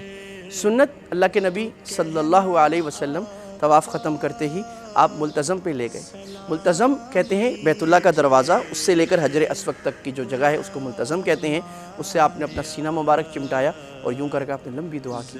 اگر ملتزم پہ پہنچ سکے ٹھیک ہے، لیکن اس کے دور کھڑے ہو کے کر لے۔ خواتین سے درخواست ہے نہ ملتزم پہ جائیں، اور حجر اسود مرد عورتوں دونوں سے درخواست ہے حج میں حجر اسود کے قریب جانے کی کوشش نہ کریں، کیونکہ حجر اسود کا چوم کے بوسہ لینا سنت ہے۔ اللہ کے نبی صلی اللہ علیہ وسلم نے بھی رش میں چوم کے نہیں لیا، اور وہ ثواب آپ کو پورا حاصل ہو جاتا ہے اشارے سے۔ لیکن اگر آپ لوگوں کو تکلیف دیں گے، دھکا ماریں گے یا کسی کی تکلیف کا سبب بنیں گے، یہ حرام ہے۔ لہٰذا سب علماء فرماتے ہیں کہ اس وقت میں ایسے رش میں حجر اسود کا بوسہ نہ لیں، آپ کو اس صبر کا ثواب ملے گا۔ خاص طور پہ خواتین کے لیے بالکل حرام ہے ایسے وقت میں جانا۔ دوسرا کام سنت، زمزم کا پانی پینا اور دل بھر کے پینا، اچھی طرح پینا۔ اور اللہ کے نبی صلی اللہ علیہ وسلم زمزم پینے کے بعد دعا فرماتے تھے، اللہم انی اسألک علما نافعا وعملا متقبلا وشفاء من کل داء۔ اللہ مجھے فائدے والا علم عطا فرمائے، اللہ میرے عمل کو قبول فرما، اللہ مجھے شفا عطا فرمائے، اور لمبی دعا زمزم پی کر کریں۔ ایک کام جو ہر طواف کے بعد، اس طواف کے بعد واجب ہے، وہ ہے 2 رکعت طواف کی پڑھنا۔ طواف مکمل اس وقت تک نہیں ہوتا جب تک آپ 2 رکعت واجب، لوگ اس کو نفل کہتے ہیں، 2 نفل نہیں، 2 واجب طواف ہیں۔ افضل یہ ہے، صرف افضل، زیادہ ثواب، کہ آپ اس کو مقام ابراہیم کے پیچھے پڑھیں۔ مقام ابراہیم کے پیچھے، کیا پیچھے تک سارا یہ جو جگہ ہے یہ مقام ابراہیم کہلاتی ہے، کیونکہ قرآن میں حکم آیا وَاتَّخِذُوا مِن مَقَامِ إِبْرَاهِيمَ مُصَلًّى، اے میرے نبی آپ اور مسلمانوں مقام ابراہیم کو اپنے نماز کی جگہ بناؤ۔ تو یہ مبارک جگہ ہے، اگر وہاں جگہ ہو پیچھے جا کر سیڑھیوں تک بھی آپ وہاں پڑھ لیں، اگر جگہ نہیں ہے تو بیت اللہ میں کہیں بھی، اور اگر وہاں بھول گئے تو اپنے ہوٹل میں حدود حرم میں یا کہیں اور بھی آپ یہ 2 رکعت واجب پڑھ سکتے ہیں۔ یہ مسئلہ معلوم ہونا چاہیے۔ اس کے بعد اگر آپ میں زیادہ تھکن نہیں ہے، ہمت ہے، تو پھر آپ ڈائریکٹ صفا مروہ کی طرف جائیں۔ اب تک آپ نے 8 مرتبہ استعلام کر لیا ہے بیت اللہ کا، بسم اللہ اللہ اکبر، ایک شروع میں کیا ہے اور پھر ہر چکر کے آخر میں کیا ہے، تو 8 مرتبہ۔ اب 9ویں مرتبہ جب آپ صفا مروہ کے اوپر چڑھ رہے ہوں گے، چاہے فرسٹ فلور پہ کریں، گراؤنڈ فلور پہ کریں، چھت پہ کریں، ہر جگہ کرنا جائز ہے۔ اگر نیچے رش ہے آپ 2nd 3rd فلور پہ چلے جائیں، اور جب صفا مروہ شروع کرنے سے پہلے جب آپ چڑھ رہے ہوں تو آپ پھر بسم اللہ اللہ اکبر کریں۔ جب آپ صفا مروہ شروع کریں تو آپ نے، اب یہ صفا مروہ عمرے کا دوسرا رکن ہے۔ عمرے میں صرف 3 فرض ہیں، طواف کرنا، صفا مروہ کرنا اور حلق کرانا۔ حج میں یہ طواف فرض ہے حج کا، اور صفا مروہ واجب ہے، ہم حج میں الگ سے بات کر لیں گے انشاءاللہ دوبارہ سے۔ صفا مروہ جب آپ نے چڑھنا ہے تو سنت یہ آپ نے کہنا ان الصفا والمروۃ من شعائر اللہ ومن حج البیت واعتمر فلا جناح علیہ ان یطوف بہما۔ صفا مروہ اللہ کی بڑی علامت نشانی ہے، یہ قرآن کی آیت ہے سورہ بقرہ کی، اللہ کے نبی نے پڑھی، اور اللہ کے نبی صلی اللہ علیہ وسلم نے دعا پڑھی، لا الہ الا اللہ وحدہ صدق وعدہ وانجز عبدہ ونصر عبدہ وہزم الاحزاب وحدہ۔ یہ دعا آپ نے پڑھنی ہے کہ اللہ نے اپنے بندے کی مدد کی، اللہ تعالیٰ نے اپنے وعدے کو سچا کیا، اور آپ نے دعا مانگ کے شروع کر دینا ہے صفا مروہ۔ بہت سارے حضرات ناواقفیت میں صفا مروہ میں بسم اللہ اللہ اکبر ہر چکر میں کرتے ہیں، ہر چکر میں نہیں کرنا۔ شروع کرنے سے پہلے آپ نے بیت اللہ کی طرف ایک طرفہ کرنا ہے، اور یہ اصل میں طواف کا اختتام تھا، اور پھر آپ نے اب صفا مروہ 7 چکر جانا ہے۔ بیچ میں جب میلین اخضرین ہے جہاں پر حضرت حاجرہ دوڑی تھیں، اور اس کا قصہ بھی کیا خوبصورت ہے کہ حضرت حاجرہ رضی اللہ تعالیٰ عنہا اسماعیل کو ابراہیم اللہ کی دعوت کے لیے چھوڑ کے چلے گئے، اور جب کہا ابراہیم کہاں چھوڑ کے جا رہے ہو، اس واد غیر ذی زرع، تو انہوں نے کہا عند بیتک المکرم، اللہ کے گھر کے پاس اللہ کے آسرے میں چھوڑ کے جا رہا ہوں، ہم بھی اللہ کے آسرے پہ ہی جائیں، اللہ پہ توکل کریں۔ تو وہ اپنے بچے کو انہوں نے زمزم کی جگہ پہ لٹایا اسماعیل علیہ السلام کو، اور صفا کی پہاڑی پر چڑھ کے دور تک دیکھتی کوئی پانی والا قافلہ تو نہیں آ رہا، پھر بھاگ کے مروہ جاتی ہیں اور دیکھتی پانی والا قافلہ تو نہیں آ رہا۔ تو یہ جو درمیان کی جگہ ہے جس کو اب 2 گرین لائٹیں لگی ہیں، اس جگہ سے ایک ٹیلا تھا، ان کو اپنا بچہ نظر نہیں آتا تھا، وہ جا بھی رہی تھی بچے کو بھی دیکھ رہی ہوتی تھی، تو یہاں وہ دوڑتی تھیں چاہے میں جلدی سے ٹیلا کراس کروں، مجھے اپنا بچہ نظر آنا شروع ہے، بچے کو بھی دیکھتی رہوں اور میں قافلہ بھی دیکھتی رہوں۔ تو 7 مرتبہ ہماری اماں ہاجرہ دوڑی ہیں۔ اللہ کو یہ دوڑنا اتنا پسند آیا چلنا، اللہ نے پوری امت پر قیامت تک کے لیے فرض کر دیا، واجب کر دیا۔ یہ میلہ نغزرین میں دوڑی خاتون تھی، اللہ نے مردوں پہ دوڑنا سنت کر دیا، کہ یہ دوڑنا سنت ہے، کوئی بھول گیا یا کوئی معذور ہے نہیں ہے تو وہ اس کے اوپر کوئی حرج نہیں ہے۔ آپ اس میں بھی جو دعائیں سمجھتے ہیں مناسب کریں، اور اس کی ایک سنت دعا بھی ہے، سنت دعائیں یاد ہو جائیں تو کیا ہی بات ہے۔ جب گرین لائٹس کے درمیان ہم دوڑ رہے ہوتے ہیں تو وہاں یہ دعا یہ رب غفر ورحم وانت الاعز الاکرم، اللہ مجھے معاف فرما، اللہ رحمت فرما، اللہ آپ بہت بڑے عزت والے ہیں۔ لوگ پوچھتے ہیں ویل چیئر پر صفا مروہ کر سکتے ہیں کہ نہیں کر سکتے، تو جو معذور ہیں وہ ویل چیئر پہ کریں، جس کو کوئی عذر نہیں ہے وہ ویل چیئر پہ نہ کریں، وہ ڈائریکٹ پیدل ہی کرنے کی کوشش کریں۔ اگر آپ تھک جائیں ہیں آپ صفا مروہ بعد میں کر لیں، آپ 2-3 چکر کے بعد تھک گئے آپ ہوٹل آ جائیں، طواف میں 2-3 چکر کے بعد تھک گئے واپس آ جائیں، آپ بعد میں پورا کریں، اس میں کوئی پابندی نہیں ہے کہ آپ بالکل بیچ میں سے نہیں نکل سکتے، اور جہاں سے چھوڑا ہے وہیں سے آپ دوبارہ شروع کریں۔ 7 چکر آپ کے صفا مروہ کے ہو جائیں، ہر چکر پہ رک کر لمبی دعا کریں۔ میں یہ کرتا ہوں کہ اپنے ساتھیوں کے لیے دعا پہلے چکر میں، والدین کے لیے دعا دوسرے چکر میں، بیوی بچوں کے لیے دعا تیسرے چکر میں، شاگردوں کے لیے دعا چوتھے چکر میں، محلے والوں، اس طرح دعائیں تقسیم کر لیں سب کے لیے، ساری امت کے لیے، ہماری امت کے لیے دعا، اور اللہ کے نبی کی امت کے لیے دعا بہت زیادہ، فلسطین کے لیے، ہمارے سارے مظلوم مسلمانوں کے لیے دعائیں کریں۔ جب 7 چکر آپ کا شروع ہوگا صفا سے، ختم ہوگا مروہ پہ، 7 چکر پورے ہو گئے، عمرے کے 2 رکن آپ کے پورے ہو گئے۔ عمرے کا آخری رکن حلق یا قصر کرانا۔ اللہ تعالیٰ نے جہاں عمرے کی آیت سورہ فتح میں نازل فرمائی، اس کے آخری رکوع میں فرمایا لَقَدْ صَدَقَ اللَّهُ رَسُولَهُ الرُّؤْيَا بِالْحَقِّ لَتَدْخُلُنَّ الْمَسْجِدَ الْحَرَامَ إِن شَاءَ اللَّهُ آمِنِينَ مُحَلِّقِينَ رُؤُوسَكُمْ وَمُقَصِّرِينَ لَا تَخَافُونَ۔ اللہ نے نبی کا خواب سچا کر دیا، تم امن کے ساتھ مسجد حرام میں داخل ہوئے، بعض تم میں سے اپنے سر کو مونڈ رہے تھے، حلق کر رہے تھے، شیف کر رہے تھے، اور بعض قصر کر رہے تھے یعنی ٹرم کر رہے تھے۔ تو یہ دونوں اختیار ہیں، لیکن بخاری مسلم کی روایت ہے کہ اللہ کے نبی صلی اللہ علیہ وسلم نے 3 مرتبہ کہا اللہم ارحم المحلقین، اللہ سر موننے والے شیف کرنے والوں پر رحمت فرما، اور 1 مرتبہ آپ نے فرمایا اللہم ارحم المقصرین، اللہ جو ٹرم کر رہے ہیں بالوں پر ان پر بھی اپنی رحمت فرما۔ حلق کا مطلب یہ ہے کہ آپ کو اپنے پورے بال یا تو آپ اس طرح پھروائیں، یا پھر آپ مشین پتلی جو ہوتی ہے 0 کی مشین 1 کی مشین وہ آپ کرا لیں تو وہ حلق کے قائم مقام ہو جائے گا۔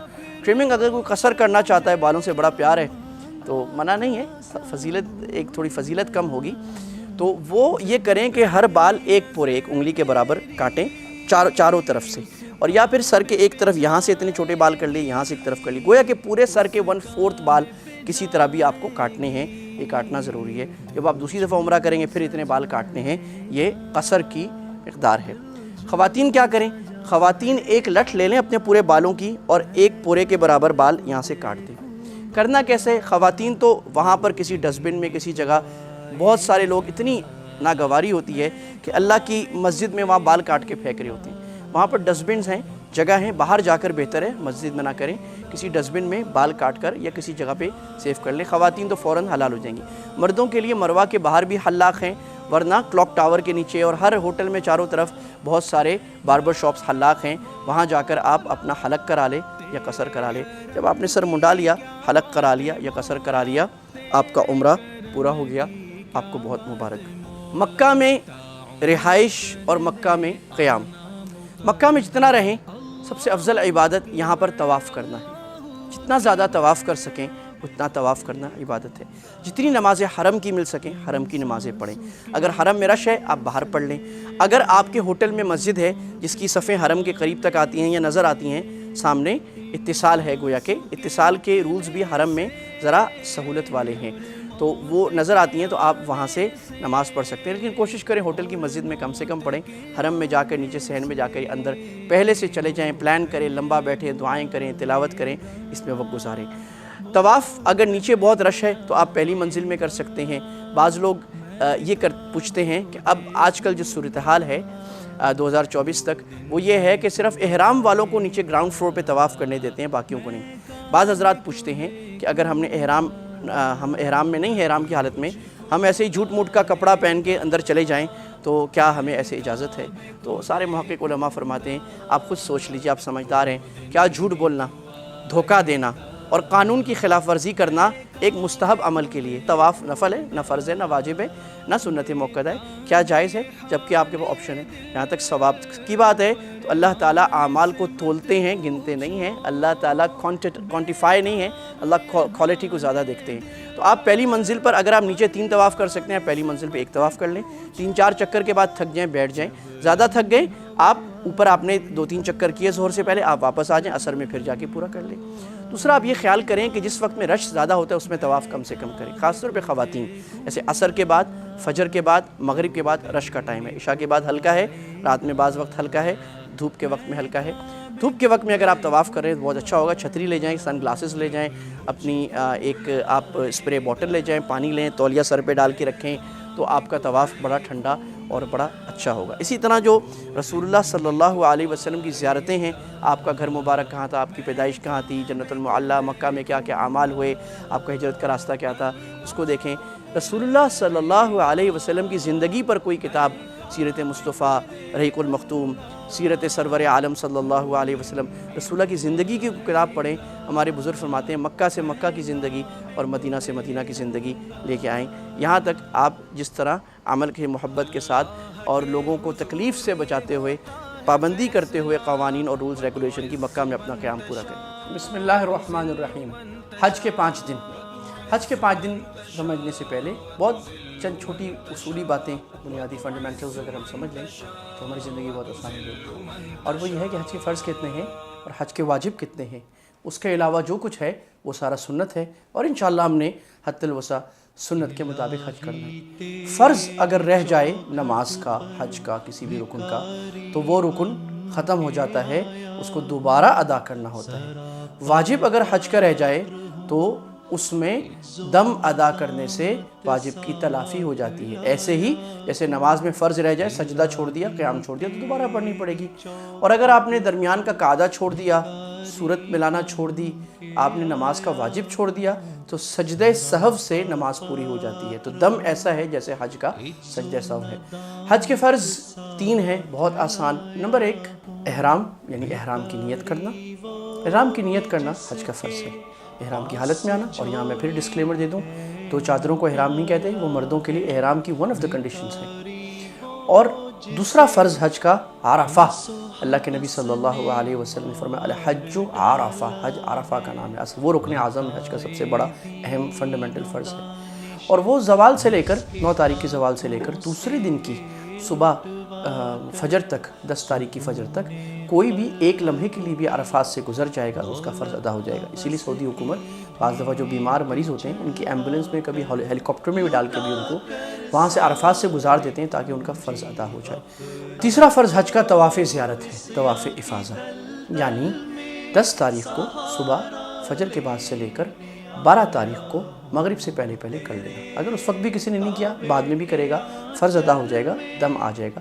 یہ 3 حج کے فرض ہیں، اگر یہ 3 نہیں کیے تو آپ احرام سے حلال نہیں ہوں گے۔ اگر آپ نے احرام باندھ لیا، آپ احرام میں ہی رہیں گے، آپ کو یہ فرض پورا کرنا مشکل ہوگا، یا آپ کا حج قضا ہو جائے گا، ٹوٹ جائے گا، آپ کو دوبارہ اس حج کی قضا کرنی ہوگی۔ حج کے واجب 8 ہیں، اور یہ شروع ہوتے ہیں عرفات مغرب سے۔ عرفات میں مغرب سے پہلے موجود ہونا پہلا واجب۔ وقوف مزدلفہ، حنفیوں کے نزدیک فجر کے بعد 1 لمحے کے لیے مزدلفہ میں رکنا، اور دیگر ائمہ کے نزدیک رات کا کچھ حصہ فجر سے پہلے مزدلفہ میں رکنا۔ 3 دن کی رمی واجب ہے۔ قربانی اس کے لیے جو حج تمتع یا قران کر رہے ہیں، یعنی عمرہ بھی کیا ہے، حج بھی کیا ہے، جو ہم میں سے اکثر نہیں کیا ہوتا الحمدللہ کریں گے، تو وہ بھی قربانی واجب ہے۔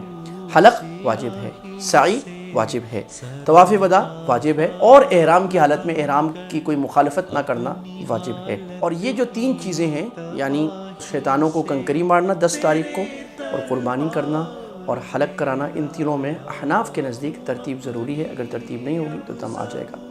اس کے علاوہ جتنی چیزیں ہیں وہ حج کے سنتیں ہیں۔ اب ہم حج کا ڈے بائی ڈے کور کرتے ہیں۔ حج کا پہلا دن 8 ذی الحجہ، منا کا دن۔ اس دن میں آپ کو آپ کے گروپ والے بس میں یا کسی بھی طرح منا میں آپ کے خیموں میں لے جائیں گے۔ اور یہ وہ سنت ہے کہ اللہ کے نبی صلی اللہ علیہ وسلم نے فرمایا کہ یہاں جو منا کی مسجد خیف، یہاں 70,000 نبی، 70,000 نبیوں نے یہاں پر نماز پڑھی ہے منا میں۔ اور آپ صلی اللہ علیہ وسلم نے فرمایا موسیٰ علیہ السلام نے بھی پڑھی، اور گویا کہ کأنی انظر الیہ، گویا کہ میں موسیٰ علیہ السلام کو دیکھ رہا ہوں کہ انہوں نے 2 چادریں، سفید چھوٹا جبہ پہنا ہوا ہے۔ طبرانی کی روایت ہے۔ منا 3.5 کلومیٹر کا علاقہ ہے جو چھوٹے شیطان سے شروع ہو کر پیچھے تک مزدلفہ تک جاتا ہے۔ یہ منا کی لمبائی ہے، اور چوڑائی میں 2 پہاڑ جو ہیں ان کے درمیان یہ سارا منا ہے۔ اس کی مسجد کا نام مسجد خیف ہے۔ منا میں رہنا سنت ہے، 5 نمازیں پڑھنا سنت ہے، یہاں کوئی واجب فرض نہیں ہے، ظہر، عصر، مغرب، عشاء، فجر۔ آج کل حکومت کی طرف سے بعض حضرات کو فجر سے پہلے نکلنے کا کہا جا رہا ہے۔ اگر یہ حاجیوں کی سہولت کے لیے ہے اور ان کے حکم کی وجہ سے ہے تو یہ بھی جائز ہے۔ اس میں اگر لوگوں کو زحمت سے بچانے کے لیے، مشکل سے بچانے کے لیے آپ کوئی سنت چھوڑتے ہیں، مستحب چھوڑتے ہیں تو بالکل چھوڑنا چاہیے۔ مسلمان کو، انسان کو تکلیف دینا حرام ہے، سنت اس میں بالکل چھوڑی جا سکتی ہے۔ اسی طرح اللہ نے منا کا تذکرہ اور منا کے دنوں کا تذکرہ قرآن مجید سورہ بقرہ آیت نمبر 203 میں کیا ہے۔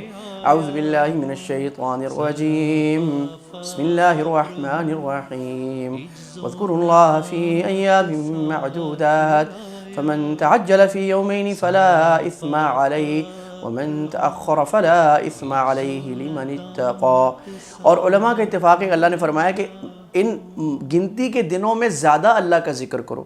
تو مفسرین فرماتے ہیں یہ جو گنتی کے دن ہیں یہی منا کے دن ہیں، یعنی 9، 10، 11، 12 اور 13 بھی آپشنل دن اس میں شامل ہو جاتا ہے۔ انہی ایام کو ایام تشریق بھی کہا جاتا ہے، جس میں ہم تکبیرات پڑھتے ہیں ہر نماز کے بعد، لا الہ الا اللہ وحدہ لا شریک لہ الملک والحمد وہو علی کل شیء قدیر۔ منا کے بعد عرفات ہے، تو عرفات میں آپ کو فجر کے بعد پروبلی اکثر آپ کو آپ کے عرفات کے خیموں کی طرف آپ کو بسوں میں، جو مجاہد پیدل حج کر سکتے ہیں وہ پیدل جائیں گے، جس کا بڑا ثواب بھی ہے اور بڑے مجاہدے کی بات بھی ہے۔ مجھے بھی اللہ نے پیدل حج کرایا، اس کا لطف ہی اور تھا۔ تو آپ عرفات میں اپنے خیموں میں جائیں گے۔ اب عرفات آپ جس مقصد کے لیے آئے ہیں، جس کے لیے آپ نے پیسے بھرے ہیں، جس کے لیے مشقت کی ہے، وہ دن آ گیا ہے، اور امت کا اس پہ اتفاق ہے تقریباً کہ سب سے افضل دن پورے سال کے دنوں میں وہ عرفات کا دن ہے۔ رات سب سے افضل شب قدر کی ہے اور دن عرفات کا دن سب سے افضل ہے۔ عمر رضی اللہ تعالی عنہ کو ایک یہودی نے کہا کہ تمہارا دین مکمل ہونے کی تمہیں خوشخبری آئی ہے، اگر یہ آیت جو تمہارے پاس آئی ہے سورہ مائدہ کی آیت، اگر یہ تو ہمارے پاس نازل ہوتی، مائدہ کی آیت نمبر 3 کہ اللہ نے فرمایا الیوم اکملت لکم دینکم واتممت علیکم نعمتی ورضیت لکم الاسلام دینا، آج ہم نے دین مکمل کر دیا اور اپنی نعمتیں تمام کر دیں، اور اسلام کو تمہارے لیے دین پسند کرنے پر اللہ راضی ہو گیا۔ تو یہ ان یہودی نے حضرت عمر کو کہا کہ اگر یہ آیت ہمارے پاس نازل ہوتی ہم سیلیبریٹ کرتے۔ حضرت عمر نے فرمایا کہ ہمیں وہ دن بھی معلوم ہے، وہ جگہ بھی معلوم ہے، جمعے کا دن تھا اور عرفات کا مقام تھا جہاں پر یہ آیت نازل ہوئی، اور اس دن ہم عید مناتے ہیں اور خوشی مناتے ہیں۔ اللہ کے نبی صلی اللہ علیہ وسلم نے عرفات کے بڑے فضائل بیان فرمائے، 70,000 نبیوں نے یہاں پر حج کیا ہے، اور آپ صلی اللہ علیہ وسلم نے فرمایا کہ ما من یوم اکثر من ان یعتق اللہ، مسلم شریف کی روایت ہے، سب سے زیادہ اللہ تعالیٰ گردنوں کو جہنم سے آزاد کرتے ہیں عرفات کے دن، اور اس دن اللہ یباہی بہم الملائکہ، اللہ سبحانہ وتعالیٰ فرشتوں پر فخر کرتے انسانوں کے سامنے، انسانوں کے وجہ سے، یعنی اللہ بولتے ہیں یہ میرے انسان، یہ میرے بندے، اور اشارہ ہوتا ہے اس بات کی طرف کہ یہ جب انسان پیدا اللہ نے کیا تھا تو فرشتوں نے کہا تھا اللہ اس کو کیوں پیدا کر رہے ہیں، یہ تو کرپشن کرے گا اور خون بہائے گا، تو اللہ فخر کرتے ہیں یہ میرے بندے، اتوا شعثا غبرا، یہ آئے ہیں پراگندہ بال اور بکھرے ہوئے گندے کپڑوں میں اور میل لگی ہوئی جسم میں، اور یہ آئے ہیں میرے سے معافی مانگنے، تم گواہ رہو میں نے سب کو معاف کر دیا۔ فرشتے کہیں گے اللہ میں ایک بندے نے ایسے کیا تھا، ایسے اللہ کہیں گے سب کو معاف کر دیا۔ اور ذکر جو ہے صحابہ فرماتے ہیں، بخاری مسلم کی روایت ہے انس رضی اللہ تعالیٰ عنہ کی، انہوں نے فرمایا کہ جب ہم اللہ کے نبی کے ساتھ حج کر رہے تھے، من المحلل ومن المکبر، بعض لوگ لا الہ الا اللہ پڑھے تھے، بعض لوگ اللہ اکبر پڑھے تھے، آپ نے کسی کو منع نہ فرمایا، یعنی یہ جو بڑے ذکر ہیں ان میں کوئی بھی جو کر لے وہ کر لے، لیکن سب سے افضل ذکر ان دن میں کیا ہے؟ ترمذی شریف کی روایت ہے، آپ صلی اللہ علیہ وسلم نے فرمایا سب سے بہترین دعا جو میں نے اور سارے نبیوں نے عرفات کے دن مانگی ہے وہ ہے لا الہ الا اللہ وحدہ لا شریک لہ لہ الملک ولہ الحمد وہو علی کل شیء قدیر، یہ دعا زیادہ کرنا۔ اور پھر آپ صلی اللہ علیہ وسلم کا جو عمل تھا عرفات میں، وہ عمل یہ تھا کہ آپ ظہر اور عصر کی نماز آپ نے اپنے وقت پر اول وقت میں پڑھی۔ آپ نے اصل میں قیام کیا مسجد خیف میں، اس کا مسجد خیف کا ایک حصہ عرفات سے باہر ہے، اس لیے مسجد خیف ایسے بنی کہ اللہ کے نبی نے وہاں قیام کیا تھا۔ پھر آپ اس حصے میں آئے، آگے جا کے آپ صلی اللہ علیہ وسلم جبل رحمت پہ آئے، اس کے دامن میں آئے اور آپ نے دعا شروع کی ظہر عصر پڑھ کے۔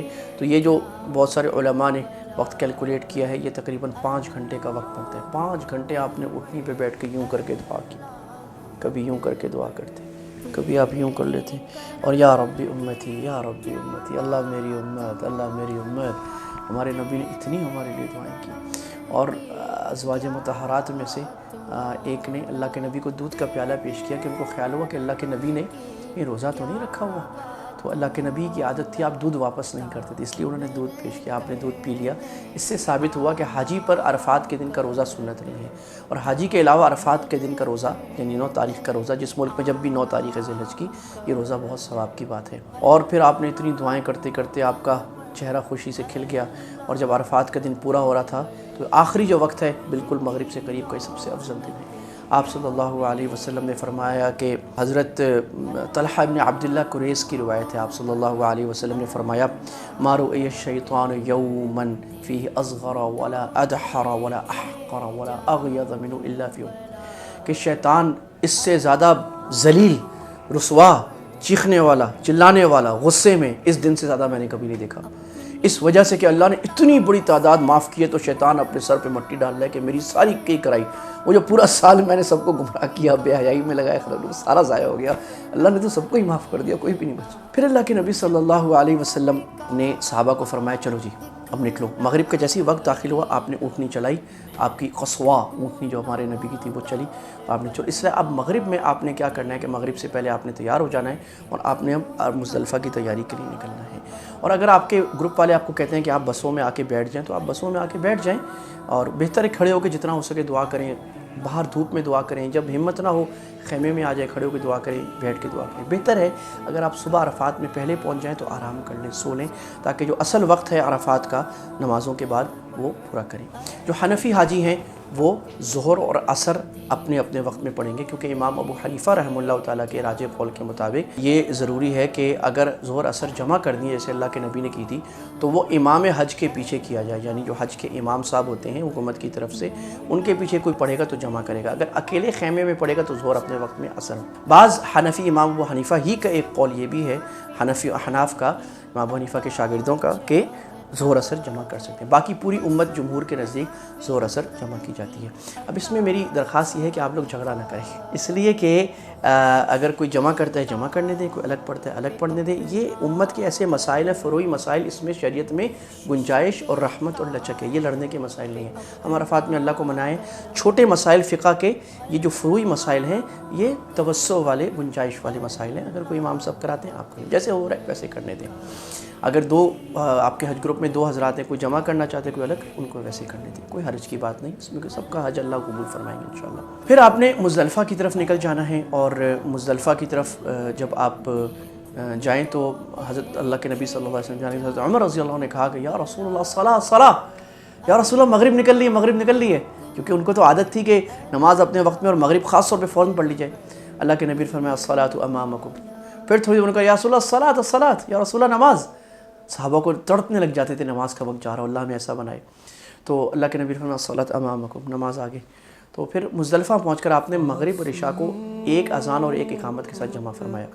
تو آپ جب مزدلفہ پہنچے، اب آپ کو اس وقت بہت رش ہو گیا حج میں، تو جو آپ کو انسٹرکشن دی گئی آپ کو مزدلفہ میں جہاں بھی جگہ مل جائے آپ نے حدود دیکھنا ہے، وہاں بورڈز لگے ہوئے ہیں، دس از دا بگننگ آف مزدلفہ، ہذہ بدایۃ مزدلفہ، اردو عربی انگلش میں اور زبانوں میں بھی، اور آگے یہاں مزدلفہ ختم ہو رہا ہے، اس کے اندر آپ نے مزدلفہ کے اندر کسی بھی جگہ آپ نے قیام کرنا ہے، اور جگہ آپ نے اپنے گھر کے خواتین کو ایک طرف آپ کارپیٹ پہ چٹائیوں پہ بٹھائیں، مرد ایک طرف بیٹھ جائیں، اور یہاں سب سے پہلے آپ وضو کر کے مغرب عشاء ملا کر ایک اذان اور ایک اقامت کے ساتھ، مغرب کے ساتھ آپ اذان دیں گے، اقامت، مغرب کا سلام پھیرتے ہی آپ نے کھڑے ہو کر عشاء پڑھ لینی ہے، اقامت بھی نہیں کہنی، یہ آپ کی نمازیں جمع ہو گئی۔ یہ کیوں ہے؟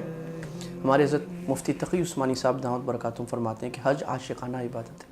اس عبادت میں ایسی چیزیں ہیں کہ جو عقل میں سمجھ نہیں آتی۔ وہ کیوں؟ اللہ یہ دیکھنا چاہتا ہے کہ بندہ اپنی عقل پہ چلتا ہے یا جو بات بالکل سمجھ نہیں آتی، مجنونانہ عبادت ہے، وہ بھی مانتا ہے کہ نہیں مانتا۔ تو کعبے کے طواف کرنا، یہ تو چکر مارنا، یہ تو دیوانے کیا کرتے ہیں۔ مجنوں کہتا تھا کہ ہم تو الا دیار لیلا، میں لیلا کے گھروں کا چکر لگاتا ہوں، اس کو لیلا سے پیار ہو گیا تھا۔ وما حب الدیار شغفنا قلبی، مجھے گھروں کی محبت نہیں ہے، ولیکن من سکن الدیار، جو اس گھر میں رہتا ہے اس کی محبت ہے۔ تو ہم اللہ کے عشق میں اللہ کے گھر کے چکر لگا رہے ہیں، ہم گنجے بھی ہو رہے۔ پہلے زمانے میں کوئی مجرم ہوتا تھا، اس کا سر گنجا کر کے گدھے پہ بٹھایا جاتا، ہم نے سر بھی گنجا کرا دیا۔ اللہ جی ہم بڑی ہلکی سواری پر بیٹھ گئے، اور ہم آخرت کی تیاری میں 2 چادریں ہم نے کفن بھی پہن لیا، اور مینا میں اتنی قبر جتنی جگہ ملتی ہے اس میں بھی ہم آ گئے، عرفات میں چھوٹا خیمہ سارے پڑے اس میں بھی آ گئے، اور مزدلفہ میں تو وہ پہلے 5 سٹار ہوٹل تھا، اب یہ قبر کی جگہ، اب خیمہ، اب وہ بھی ختم ہو گیا۔ کھلے آسمان کے نیچے کنکر ہیں، وہ کنکر ہٹانا منع ہے حکومت کو اللہ کی طرف سے۔ وہ کنکروں پر، انہی پتھروں پہ چل کے آ سکو تو آؤ، میرے گھر کے راستے میں کوئی کہکشاں نہیں ہے، اسی میں بیٹھ کر آپ کو رہنا ہے اور اسی میں اللہ سے مانگنا ہے۔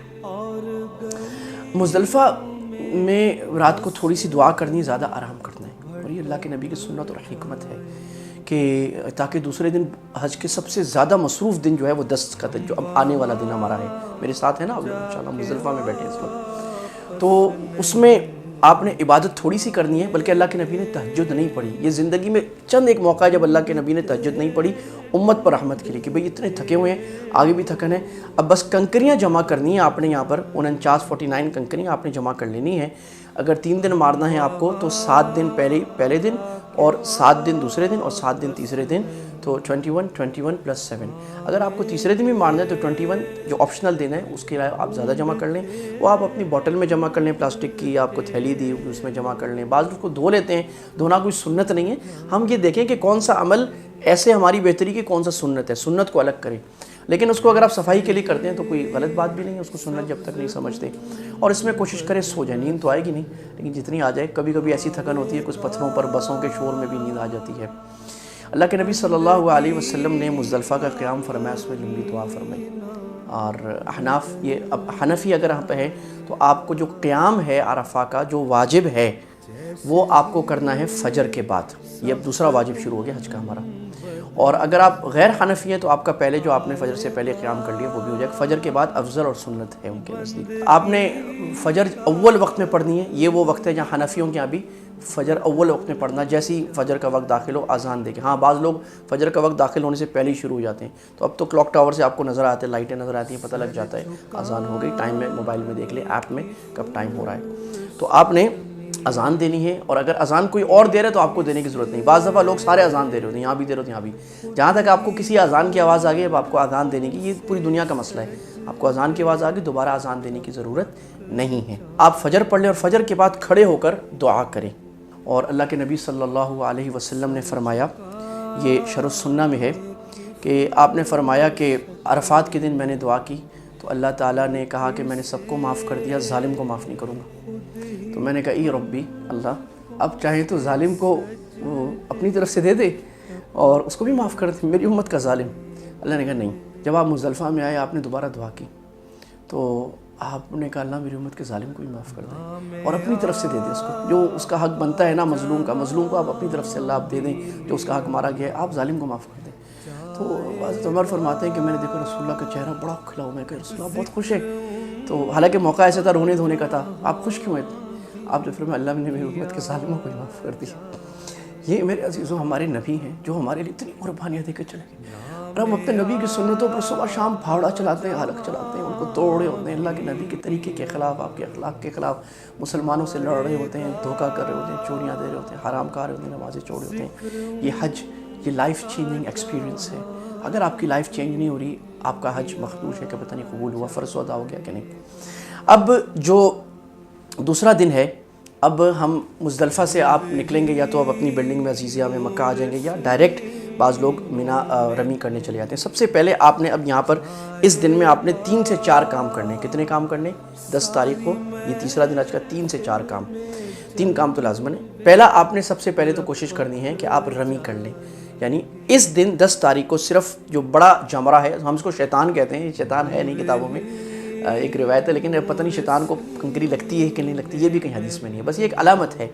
اصل میں تو شیطان یہاں بیٹھا ہے نا، اس نفس کو اگر مار لیا نا تو سب کچھ بن گیا جو یہاں سے اندر کر رہا ہے۔ تو ہم یہ علامت ہے کہ اللہ ہم آپ کے علاوہ جو ہمیں آپ کے راستے سے بہکائے گا ہم اس کو کنکری ماریں گے، ہم پتھر ماریں گے، ہم اس کو ذلیل کریں گے، ہم اس کی بات نہیں مانیں گے، ہم آپ کی بات مانیں گے۔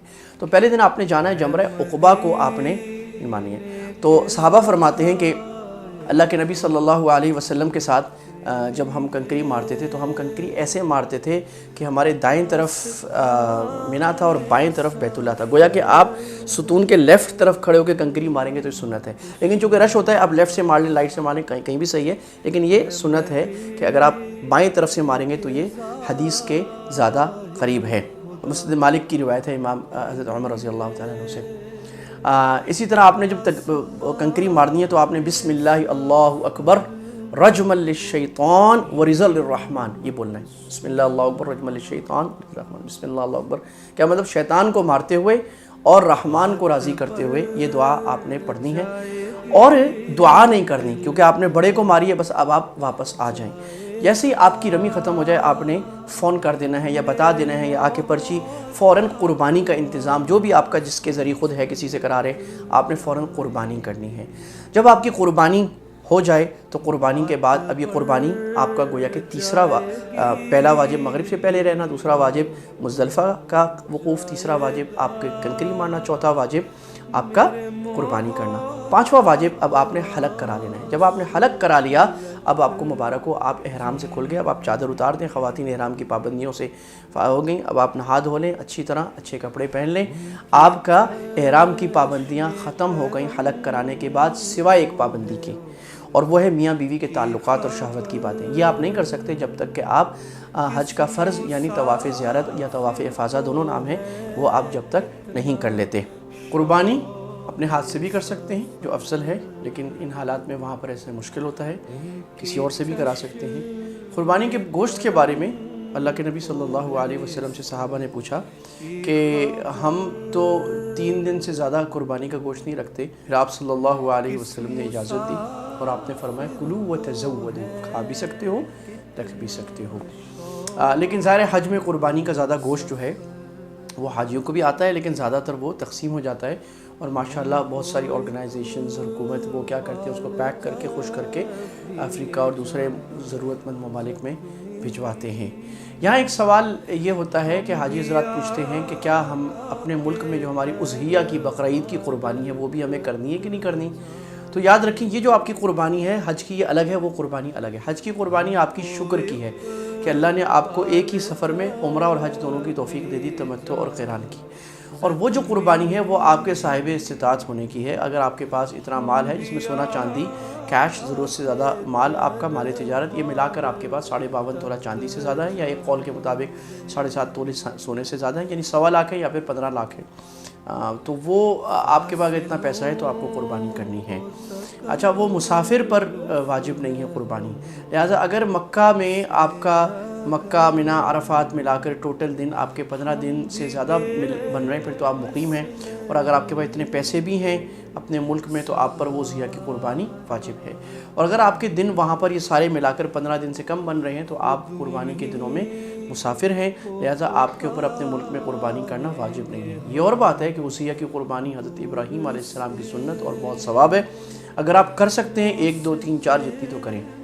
اللہ کے نبی صلی اللہ علیہ وسلم نے یہ جو 10 کا دن جس میں ہم ہیں یہ بھی سن لیجئے کہ آپ نے کیسے فرمایا۔ آپ مزدلفہ سے دعا مانگ کے نکلے اپنی اونٹنی پر، اور آپ صلی اللہ علیہ وسلم گئے اور آپ نے بڑے شیطان کو جمرہ کو کنکری ماری، اور آپ آئے اور آپ نے 63 اونٹ اپنے ہاتھ مبارک سے ذبح کیے، اور آپ صلی اللہ علیہ وسلم کے ہاتھ میں نیزہ لمبی تلوار تھی، اور اونٹوں میں ایک دوڑ لگ گئی، اور اونٹ خود دوڑ دوڑ کے اللہ کے نبی کے آگے آگے اپنی گردن جھکاتے تھے، اور آپ صلی اللہ علیہ وسلم ان کو نحر کرتے تھے کہ محمد کے ہاتھ سے قربان ہونا بھی کتنی بڑی سعادت ہے۔ اللہ ہمیں اونٹوں والی سمجھ بھی ایسی دے دے جیسے ان کو سمجھ تھی اللہ کے نبی کے عشق میں. اور باقی اونٹ جو تھے وہ 27 اونٹ گویا کہ رہ گئے. 63 آپ نے اپنے ہاتھ مبارک سے کیے، 27 حضرت علی رضی اللہ عنہ نے کیے. اس کے بعد آپ صلی اللہ علیہ وسلم نے حلاق کو بلایا اور آپ نے کہا کہ میرا آپ نے سر آگے کیا، اس نے آپ کا سر مونڈا، آپ نے حلق کرایا پہلے دائیں طرف سے، اور آپ اللہ اکبر کہہ رہے تھے. نائی جب چوری پھیرے تو بڑے دائیں طرف سے اس طرح پھیری ہے مشین، اور پھر اللہ اکبر کہنا، اس وقت میں اللہ اکبر ذکر کرنا. اور پھر آپ نے وہ جو 100 اونٹ تھے ان سب کو پکایا گیا، اور آپ نے اس میں سے کچھ نہ کچھ ہلکا سب میں سے تھوڑا تھوڑا کھایا، اور آپ نے طواف زیارت پھر حرم جا کر فرمایا. اور ابھی زوال کا وقت ہوا تھا. یہ ہے وقت میں برکت کہ فجر سے لے کر زوال تک اللہ کے نبی کے سارے اعمال پورے ہو گئے، اس لیے یہ وقت طواف زیارت کا افضل ہے. اب آپ طواف زیارت کے لیے جا سکتے ہیں، لیکن یہ وقت اب گرمی کا اور ایسا ہے کہ وہاں پر رش زیادہ ہوتا ہے، تو یا تو فوراً چلے جائیں یا پھر آپ گروپ والوں سے مشورہ کریں کس وقت افضل ہے، اس وقت جائیں اور جا کر اپنی تھکن کو بھی دیکھیں، طواف زیارت کر لیں. طواف زیارت کے لیے آپ کے پاس 10، 11 اور 12 ذی الحج کی مغرب سے پہلے تک کا وقت ہے. آپ کر سکتے ہیں، یا تو آج کر لیں، یا آپ شام کو کر لیں، رات کو کر لیں، یا دوسرے دن شام رات کو کریں گے تو امید ہے آپ کو رش کم ملے گا. جو آپ کی سہولت سے ہے آپ کو کر لیں. اب یہ جو 2 مزید راتیں ہیں، ایک یہ 10 تاریخ کا دن گزار کی جو رات ہے 10 اور 11 کے درمیان والی، اور 11 اور 12 کے درمیان والی راتیں ہیں، یہ راتیں مینا میں گزارنا سنت مؤکدہ ہے. اللہ کے نبی صلی اللہ علیہ وسلم نے یہ 10 کا پورا دن، 11 کا پورا دن اور آپ نے 12 کا دن جو ہے یہ آپ نے مینا میں گزارا تھا. اور اس میں یہ گزارنا سنت ہے، ضرور گزاریں. بعض حضرات ہمارے سستی کرتے ہیں، اپنی راحت کی وجہ سے عزیزیہ میں، اپنے ہوٹل میں یا مکہ میں ٹھہر جاتے ہیں. اگر آپ کو عذر نہیں ہے، آپ بیمار نہیں ہیں، تو آپ مینا میں راتیں گزاریں. سارا دن مینا میں گزاریں، وہاں اعمال ہو رہے ہوتے ہیں، بیانات ہو رہے ہوتے ہیں، مینا میں وہ راتیں خاص طور پہ مینا میں گزاریں. اور اس میں جو ایک سنت اب آپ کی باقی رہ گئی ہے، 2 سنتیں، طواف زیارت آپ جب بھی کر لیں گے تو وہ آپ کی سنت جو باقی رہ گئی ہے وہ رمی کرنا. تو 11 کے دن آپ نے صبح زوال کے بعد سے، 10 تاریخ کو تو فجر کے بعد سے رمی کر سکتے تھے، لیکن 11، 12 اور 13 آپشنل جس نے کرنی ہے تو وہ زوال کے بعد سے رمی کر سکتے ہیں. اور مغرب سے پہلے کرنا بہتر ہے، مغرب کے بعد کرنا مکروہ ہے. لیکن اگر رش ہے، کوئی بیمار ہے، ضعیف ہے، یہ حکومت نے کہا ہے، ایک ایڈمنسٹریٹو ان کا فیصلہ ہے، لوگوں کو انہوں نے آگے بکھیرا ہے کہ مغرب کے بعد کریں، تو آپ مغرب کے بعد، عشاء کے بعد، فجر سے پہلے دوسرے دن تک کر سکتے ہیں. زوال کے فوراً بعد نہ نکلیں تو بہتر ہے. آپ دیکھیں رش جب کم ہے، آپ کو معلم جب کہہ رہے ہیں اس وقت آپ نکلیں. اور اب آپ نے ذکر کرتے ہوئے جانا ہے، پہلے جمرہ صغریٰ کو، چھوٹے کو مارنا ہے، پھر آپ نے لمبی دعا کرنی ہے. اللہ کے نبی صلی اللہ علیہ وسلم بیت اللہ کی طرف منہ کر کے دعا کی. آپ نے پھر درمیانے کو کنکری مارنی ہے، ساتھ بسم اللہ اللہ اکبر رحم الشیطان ورزل الرحمن، یہ آپ نے 7 مرتبہ کہہ کر. اور کنکری مارنے کے لیے اتنا کافی ہے کہ آپ نے مارا اور اس حلقے میں کنکری گر گئی، اس ستون کو لگنا ضروری نہیں ہے، تو وہ آپ مارتے ہیں تو گر جاتے ہیں. اور بہت زور زور سے مارنا بھی ضروری نہیں ہے، یہ ایک علامتی نشان ہے. پھر آپ دعا کریں اور اس کے بعد بڑے شیطان کو آپ کنکری ماریں اور دعا نہیں کریں اور آپ واپس آ جائیں.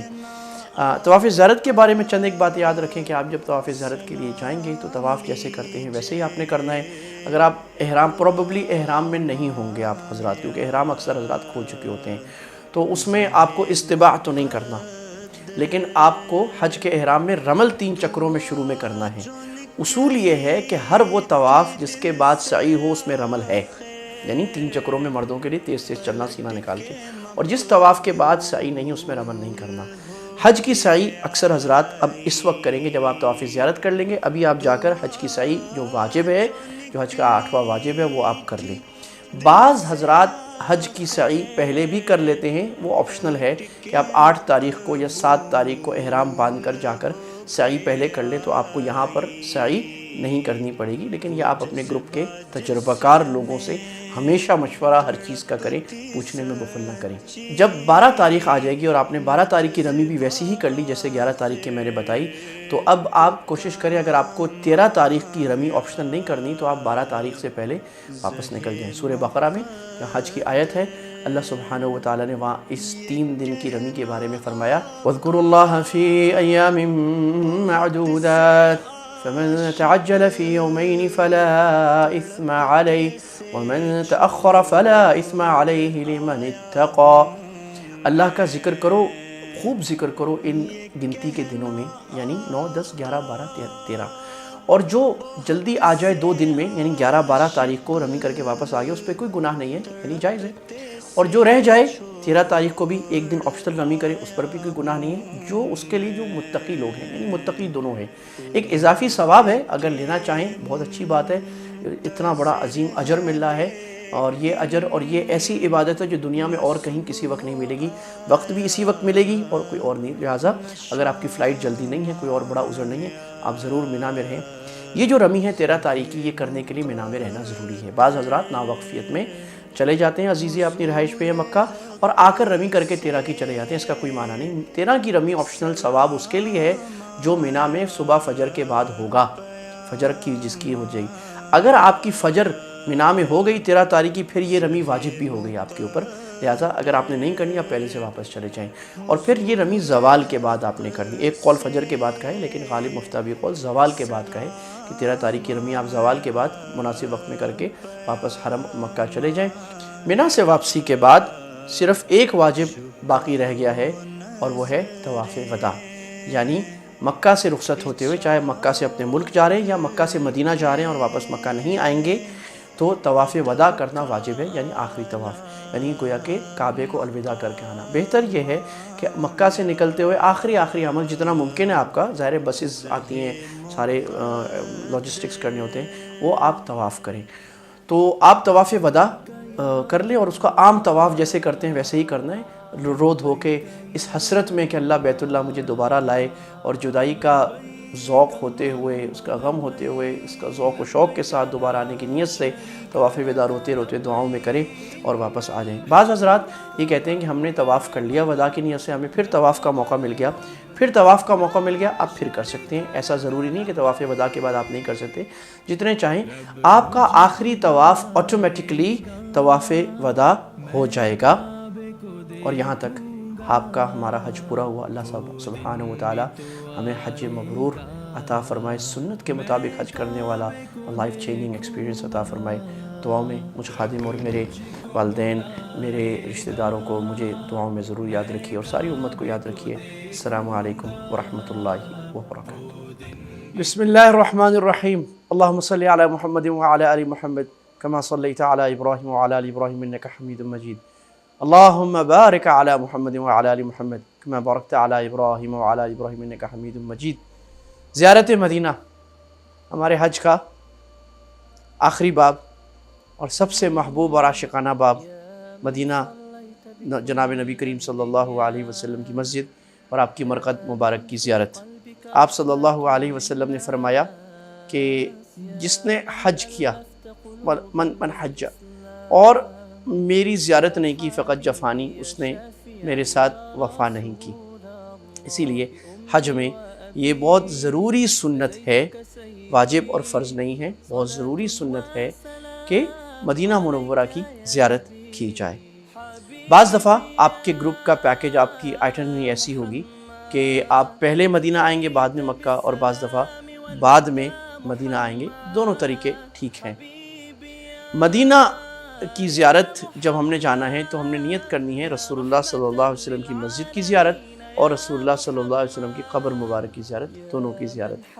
حدیث میں اللہ کے نبی صلی اللہ علیہ وسلم نے فرمایا 3 مسجدیں ایسی ہیں جہاں پر لا تشد الرحال الا الى 3 مساجد، ثواب کی نیت سے جہاں پر یعنی سفر کا ارادہ کر کے آپ جا سکتے ہیں اور جانا چاہیے۔ مسجد الحرام، مسجدی یعنی میری مسجد، مسجد نبی، اور مسجد اقصیٰ۔ لہٰذا بہت ذوق و شوق کے ساتھ سنتوں پر عمل کرتے ہوئے ہم مدینہ کی طرف رواں دواں ہوں۔ مدینہ جب پہنچیں تو مدینہ قریب آئے تو شوق بڑھ جائے، اور مدینہ کے فضائل ہمیں مستحضر ہوں کہ مدینہ کیا ہے، اور مدینہ کے بارے میں ہمارے حبیب نے کیا کہا، اور کیوں اللہ کے نبی نے مکہ کو چھوڑ کر مدینہ کو اپنا وطن بنایا، مکہ فتح ہو جانے کے باوجود بھی مدینہ کو بنایا۔ بہت سارے اللہ کے نبی کے ارشادات ہیں۔ آپ نے فرمایا کہ ان ابراہیم حرم مکہ، ابو سعید خدری رضی اللہ تعالیٰ عنہ کی حدیث ہے، مسلم شریف میں ہے۔ آپ نے فرمایا ابراہیم نے مکہ کو حرام کیا تھا، محترم بنایا تھا، اور میں محمد مدینہ کو محترم بناتا ہوں، بین لابتیہا، دونوں، اور یہاں پر کوئی اس کانٹے کو نہیں چھیڑے گا، یہاں کوئی قتال نہیں کرے گا، اور یہ مدینہ بھی ایسے ہی حرم ہے۔ اور ایک اور حدیث ہے حضرت فاطمہ بنت قیس رضی اللہ تعالیٰ سے روایت ہے، اللہ کے نبی نے فرمایا ہذہ طیبہ، ہذہ طیبہ، یہ مبارک ہے، یہ پاکیزہ ہے، یہ پاکیزہ ہے۔ صحابہ جب مدینہ میں آئے تو بعضوں کو بخار ہو گیا اور بعض پریشان ہو گئے مکہ سے، اور مکہ بھی یاد آ رہا تھا، ظاہر ہے احب البلاد اللہ کے سب سے محبوب شہر دنیا کا۔ تو اللہ کے نبی صلی اللہ علیہ وسلم نے فرمایا اللہم بارک لنا فی مدینۃ کما بارکت لنا فی مکہ، اللہ جیسے آپ نے مکہ میں برکت ڈالی تھی مدینہ میں برکت ڈال، وبارک لنا فی مدھا وساعھا، اللہ یہاں کے پیالوں اور پیمانوں میں جس سے سودا تولا جاتا ہے اس میں برکت ڈال، یعنی یہاں کی تجارت میں اللہ آپ برکت ڈالیے، اور اللہ جی مدینہ میں مکہ سے 2 گنا برکت کر دیجئے تاکہ دل لگ جائے۔ تو اللہ نے ایسی برکت کر دی۔ اللہ کے نبی صلی اللہ علیہ وسلم نے فرمایا یہ آپ ریاض الجنہ میں اللہ آپ کو لے جائیں گے نا، جب آپ روض الجنہ میں جائیں گے وہاں یہ حدیث لکھی ہوئی اوپر، ان الایمان لا یأرز الی المدینۃ کما تأرز الحیۃ الی جحرها، اور مسلم شریف کی روایت ہے، اللہ کے نبی صلی اللہ علیہ وسلم نے فرمایا کہ مدینے میں ایمان ایسے آتا ہے جیسے سانپ گھوم کر اپنے بل میں واپس آتا ہے، یعنی اور کہیں نہیں جائے گا، ایمان مدینہ میں واپس آئے گا۔ اور آپ نے فرمایا کہ جو مدینہ والوں کی تکلیف پر برداشت کرے گا، صبر کرے گا، من یصبر علی اللہ والمدینہ، مسلم شریف کی حدیث ہے، میں محمد قیامت میں اس کی سفارش کروں گا، اس سے بڑا اور ہمیں کیا چاہیے۔ اسی طرح آپ صلی اللہ علیہ وسلم نے فرمایا کہ ایک وقت آئے گا لوگ کہیں گے فلاں جگہ جاؤ، مدینہ سے سفر کرو، اور آپ نے فرمایا والمدینۃ خیر لہم لو کانوا یعلمون، مدینہ ان کے لیے بہتر ہوگا کاش کہ ان کو سمجھ میں آ جائے۔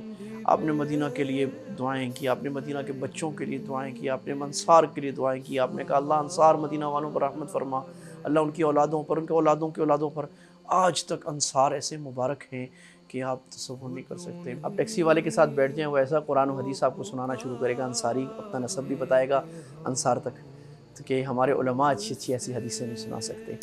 آپ صلی اللہ علیہ وسلم نے مدینہ تو مدینہ میں قیامت تک رہنے والوں کی سفارش کی اور ان کی فضیلت بیان کی، یہاں تک کہ میرے حبیب صلی اللہ علیہ وسلم فداہ ابی امی، آپ نے فرمایا، بخاری مسلم کی روایت ہے، آپ نے فرمایا جو مدینہ والوں کے ساتھ برائی کا ارادہ کرے اذابہ اللہ اس کو ایسے پگھلا دے جیسے نمک پانی میں پگھل جاتا ہے۔ یہ ہے مدینہ۔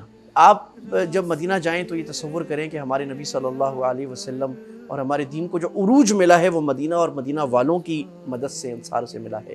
آپ مکہ سے گئے ہیں تو آپ چھپتے چھپاتے جا رہے ہیں، ابو بکر رضی اللہ صاحب الغار ہے اور آپ کے ساتھ ایک ابو بکر کے غلام، اور آپ جب مدینہ پہنچے ہیں تو ایک استقبال ہوا ہے، پورا ہجوم نکلا ہے، اور بچیوں نے طلع البدر علینا من ثنیات الوداع وجب الشکر علینا ما دعا للہ داعی ایہا المبعوث فینا جئت بالامر المطاع جئت شرفت المدینہ مرحبا بک یا خیر داعی۔ یہ پڑھا ہے کہ آ گیا وداع کی پہاڑیوں سے ایک سورج آ گیا ہم پر، اور ہم پر شکر واجب ہو گیا، اور اے ہمارے درمیان بھیجے گئے نبی آپ کی اطاعت ہم پر واجب ہے۔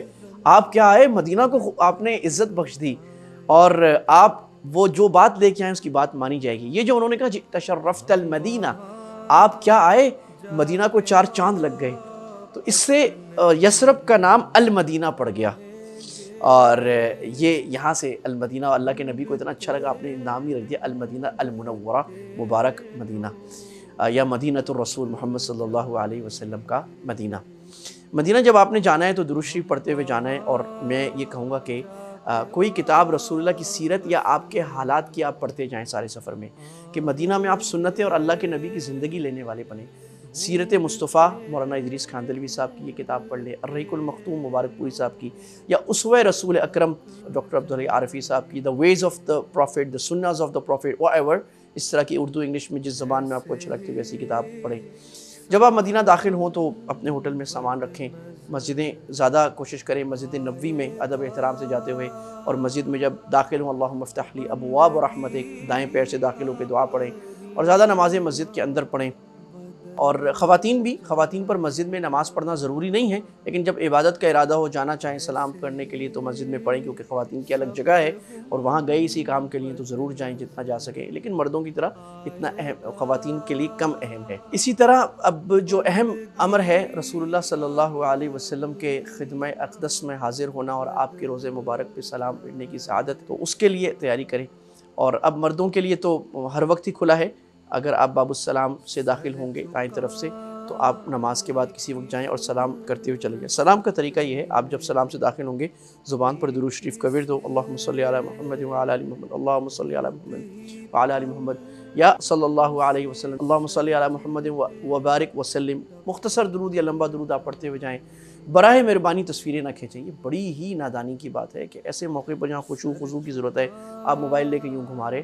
موبائل لے کے گھمانا، تصویر کھینچنا میں نہیں کہہ رہا ناجائز ہے، لیکن ہر چیز کا ایک موقع، ایک سمجھ ہوتی ہے، یہ ایسا موقع نہیں، ادب کا موقع ہے۔ اور جب آپ جالی کے سامنے پہنچیں جہاں اللہ کے نبی صلی اللہ علیہ وسلم کی قبر اطہر ہے، تو اب آپ نے سلام اس طرح پڑھنا ہے: الصلاۃ والسلام علیک یا رسول اللہ، الصلاۃ والسلام علیک یا حبیب اللہ، قد بلغت الرسالہ وادیت الامانہ ونصحت الامہ۔ یا رسول اللہ، آپ پہ صلوات، آپ پہ سلام، آپ نے پیغام پہنچا دیا اور آپ نے اپنا کام پورا کر دیا اور امت کے لیے پوری خیر خواہی کر دی، فجزاک اللہ خیر، اور آپ کو بہت اللہ سبحانہ وتعالیٰ اس کی اچھی جزا دے۔ اور اس کے بعد آپ نے ذرا سا دائیں ہو کر، اب چونکہ یہ یاد رکھیے رش بہت زیادہ ہے تو آپ لمبا نہیں رک سکتے، رکنا بھی نہیں چاہیے، دھکے جتنا رکنے کا وقت ملے رک جائیں، دھکے نہ دیں، کسی کو تکلیف میں نہ آئیں، رش ہے تو تیز نکلیں، ذرا آرام آرام سے۔ پھر تھوڑا سا دائیں طرف ہو کر اگر آپ کو اس طرح منہ کرنے کا موقع ملے تو تھوڑا سا چہرہ کر کے الصلاۃ والسلام علیک یا خلیفۃ رسول اللہ ابی بکر صدیق رضی اللہ عنہ، ابو بکر صدیق رضی اللہ تعالیٰ عنہ کی خدمت میں سلام پھیرنا۔ اگر عربی میں نہیں آتا اردو میں بھی کر دیں، کوئی حرج کی بات نہیں، عربی میں کرنا اچھی بات ہے۔ اور پھر تھوڑا سا آگے الصلاۃ والسلام علیک یا خلیفۃ رسول اللہ امیر المؤمنین عمر بن الخطاب رضی اللہ عنہ، عمر خطاب رضی اللہ عنہ کی خدمت میں سلام پھیرنا۔ اس کے بعد آپ باہر نکلیں۔ اب چونکہ کتابوں میں لکھا ہے کہ وہاں پر 2 نفل پڑھیں یا وہاں پر آپ دعا کریں، لیکن آج کل چونکہ رش ہے وہ جگہ نہیں ہوتی، وہ کہتے ہیں ایک دفعہ آپ باہر نکلیں، باہر نکل کے ایک طرف کھڑے ہو کے جہاں وقت میں ایک لمبی دعا کریں اور اللہ کے نبی صلی اللہ علیہ وسلم کی جو اس امت پر احسانات ہیں ان کو یاد کریں اور اللہ کے نبی کی امت کے لیے اور اپنے لیے سب کے لیے لمبی دعا کریں۔ آپ کا صلاۃ و سلام پورا ہو گیا۔ مدینہ میں قیام کے دوران کیا کرنا ہے؟ جیسے میں نے عرض کیا کہ مکہ سے رسول اللہ کی مکی زندگی اور مدینہ سے رسول اللہ کی مدنی زندگی لے کے آنا ہے۔ آپ کو زیادہ لمبی عبادتیں کرنی ہیں جتنی ہو سکے، بلا واسطہ عبادت، اور تلاوت کریں لمبی۔ مدینہ مسجد نبوی کے اندر قرآن کے حلقے لگتے ہیں جہاں تجوید سکھائی جاتی ہے، ان میں بیٹھ کے آپ مدینہ میں پڑھنے کی سعادت حاصل کریں۔ میرے حبیب صلی اللہ علیہ وسلم نے فرمایا جو اس مدینہ میں پڑھنے کے لیے، علم دین سیکھنے کے لیے آئے اس کو مرحبا کہو، آپ طالب علم بن جائیں۔ اگر آپ کو عربی آتی ہے تو وہاں پر عربی کے بہت سارے حلقے جس میں وہ بیان کر رہے ہوتے ہیں، انگلش کے بھی ہوتے ہیں، وہ حج کے بیان ہو رہے ہوتے ہیں، اس میں بیٹھنے کی کوشش کریں۔ ذرا مدینہ میں رسول اللہ کے آثار کی زیارت کریں، ہفتے میں ایک دن بقیع چلے جائیں جہاں سارے صحابہ کی ایک بڑی تعداد مدفون ہے، وہاں جا کے ان پہ صلاۃ و سلام پیش کریں۔ ایک میوزیم ہے جو روضہ کے سامنے ہے، وہاں رسول اللہ کے آثار ہیں، میوزیم آف مدینہ بالکل سامنے ہی ہے قبلے کی طرف، وہاں پر ضرور جائیں۔ اسی طرح ایک میوزیم ہے ذرا ٹیکسی پہ جا کے دور جانا پڑتا ہے، دارالمدینہ، وہ میوزیم، اس میں رسول اللہ کی پوری سیرت کو انہوں نے کلے ماڈلز میں سنبھالی ہے، دارالمدینہ میوزیم، 10-15 منٹ ٹیکسی پہ لگتے ہیں، وہ پرائیویٹ میوزیم ہے۔